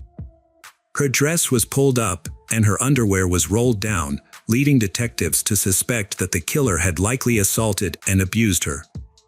The police prevented Zoe's parents from approaching her body, shielding them from the gruesome scene. As they investigated further, they discovered several clues. Notably, all the minivan doors except the driver's side were locked, suggesting that the perpetrator may have driven the vehicle themselves or approached Zoe directly at the scene. Beneath the bridge, about 10 feet from the creek, a blood-stained knife was discovered. It's likely that this was the weapon used in Zoe's murder. By examining her phone records and GPS data, investigators established that Zoe had arrived at the creek by 5:01 p.m. after leaving home at 4:41 p.m. GPS revealed she drove there in approximately 20 minutes, indicating her death probably occurred within a few minutes of arrival. To account for this timeline, investigators reconstructed her activities that afternoon, tracing her stops from leaving her home. During the examination, investigators uncovered evidence. Zoe visited the nearby DVD rental store after departing home. To return a DVD she borrowed from that rental shop situated beside a Walgreens, near her place of residence. More than 50 people near that area had confirmed it. Among them had been Lester Clark, a tattoo shop employee who had worked next door to the DVD store. It wasn't until a few hours after work around 4:45 p.m. that Lester revealed he had seen a female customer who had been shopping at the store and had approached her. Lester admitted to having witnessed Zoe going to the DVD rental store. Lester added that he saw a man behaving suspiciously near the crime scene. Lester described the man as short and heavily built, and African American. However, Lester was too far away to notice any other distinguishing features. Later that evening, Lester saw the same man walking towards the store alone. The second witness, Gary Whitman, a homeless man, corroborated Lester's account. At around 4:45 p.m., Gary saw a woman approaching a white minivan in the parking lot. A man then approached her from behind, preventing her from entering the vehicle. The man showed her something from his pocket, and the woman subsequently got into the car, moving to the passenger seat. The man then drove away. Gary also described the suspect as short and heavily built, and African American, and found the situation highly suspicious. He went into the store and asked the clerk to call 911, but it is unclear if the clerk made the call. During the investigation, experts made several key discoveries. A forensic pathologist examined Zoe's body and found a small amount of male semen, indicating that Zoe had been sexually assaulted before being murdered. However, the amount of semen was too small to conduct a full DNA analysis. Investigators analyzed Zoe's car for any foreign fingerprints on the doors or steering wheel, but found none. This discovery, combined with witness statements, suggested that the killer may have driven Zoe away in her minivan. However, the lack of fingerprints did not mean that the killer did not drive the car, as they may have wiped down the surfaces after the crime. When examining Zoe's body, investigators found several hairs, but they were too small to extract a full DNA sample from. However, a breakthrough came when a DNA sample was found on a knife near the crime scene. The DNA was matched to 34-year-old Antonio Cochran, who had a violent criminal history, including arrests for theft, assault, and home invasion. 1 year before the murder, Antonio was accused of sexually assaulting a 17-year-old girl, the daughter of his girlfriend. According to the girl, Antonio offered her a ride, but took her to a secluded area and assaulted her. He was arrested and claimed that the sex was consensual, but the prosecution was unable to prove his guilt, and he was acquitted. Antonio became the prime suspect in the murder investigation. As a result, he was arrested. However, during the interrogation, Antonio denied any involvement in the crime. To gather more evidence, investigators collected a DNA sample from Antonio and compared it to the semen found on the victim's body. Unfortunately, both DNA samples were too small for a full analysis, so the experts used a different method. The partial DNA profiles from the hair and semen were then compared to Antonio's DNA. The results showed that it was matched, but not definitively. Meanwhile, detectives searched Antonio's smartphone and found some incriminating text messages. On the day before the murder, Antonio sent a message to a friend he lived with, stating he was moving out and would never see him again. At 1:48 a.m. the next day, Antonio sent another message to his ex-girlfriend, telling her that his stepmother had died right in front of him. But this information was later found to be false. In the hour leading up to Zoe's death, Antonio sent 2 texts to another woman, revealing that he had been drinking, driving around the city, and crying. These messages were his last before the incident. Later that evening, at 9:30 p.m., Antonio texted a friend, expressing confusion and despair about his life. The next day, he sent a message to his ex-girlfriend, stating that his life was over and that she would soon understand why. Detectives investigating Antonio's online activities found that he had visited local news websites over 30 times before his arrest, with a particular focus on the crime sections. Notably, 5 of these access were directly related to articles about Zoe's murder. This was unusual, as prior to the death of Zoe, Antonio rarely visited news sites. His browser history also showed a single visit to a page about gang activity. Further investigation of Antonio's smartphone revealed GPS data that, at 4:34 p.m., Antonio's phone connected to a cell tower covering the area where the store was located, coinciding with the time Zoe was there. Although this data was not conclusive evidence, it suggested that Antonio's phone was in the vicinity of the store just minutes before Zoe left the parking lot. This was significant, as Antonio's home was far away, and his phone had been connected to a different nearby tower throughout the day. Detectives discovered that Antonio had started working at a grocery store just 3 days before the incident. However, on the day after the murder, he skipped his shift without providing any explanation. Despite the extensive circumstantial evidence against Antonio, the strongest evidence remained his DNA on the knife handle. Nevertheless, this evidence alone might not be enough for a conviction, as merely holding a knife does not prove involvement in the murder. It is possible that Antonio used the knife in a different context, and someone else could have used it to commit the crime. Since no other evidence was found, detectives decided to proceed with the case and take it to court. The prosecution presented its report of the events. According to the prosecution, Antonio approached Zoe in the parking lot, threatening her with a knife and forcing her to get into her car. He then took the driver's seat and drove away. The prosecution argued that Antonio, who was emotionally distressed due to the death of a relative and intoxicated from consuming a significant amount of alcohol. The investigators' theory was that Antonio had intended to assault Zoe when he abducted her. He chose his victim, Zoe, by chance when he spotted her in the parking lot. Antonio saw an opportunity to commit a crime and acted on it. He then drove to a secluded creek area that was difficult to spot due to the surrounding trees and low-lying terrain. At this location, he forced Zoe out of the car and attacked her, stabbing her 6 times in the neck area. Antonio got back into the car and tried to drive it into the creek, possibly to hide any remaining evidence. However, the car only partially submerged, allowing Antonio to potentially wipe his fingerprints from the steering wheel and door handle before fleeing the scene and return to the store, where Lester had seen him according to initial testimony. The defense argued that most of the evidence was not convincing enough and did not prove Antonio's guilt.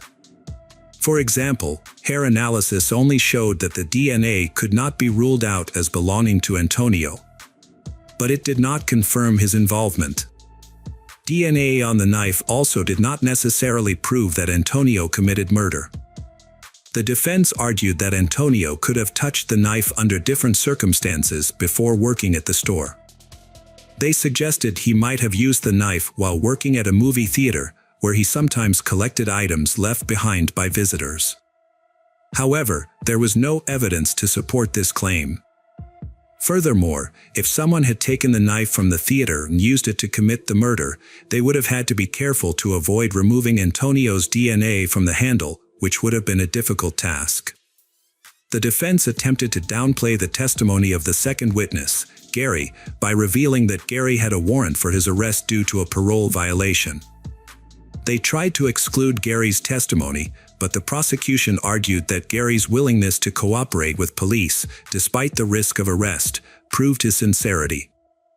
Gary insisted he wanted to do the right thing, even if it meant getting arrested. Antonio's lawyers argued that their client was elsewhere at the time of Zoe's murder in order to helping a friend, but they failed to provide any substantial evidence to support this claim. Initially, the prosecution sought the death penalty for Antonio, but as the trial progressed, they realized this would be difficult to achieve with the available evidence. They dropped the request for the death penalty. After a lengthy deliberation, the jury found Antonio guilty of murder and sentenced him to life imprisonment with the possibility of parole after 30 years. Zoe's parents expressed gratitude to the investigators and all those involved in the trial for delivering justice for their daughter. Her father shared that he had always warned his children about the dangers of the world and had taken every precaution to protect them. However, despite his efforts, his eldest daughter was abducted just a short distance from their home, and he was powerless to prevent it.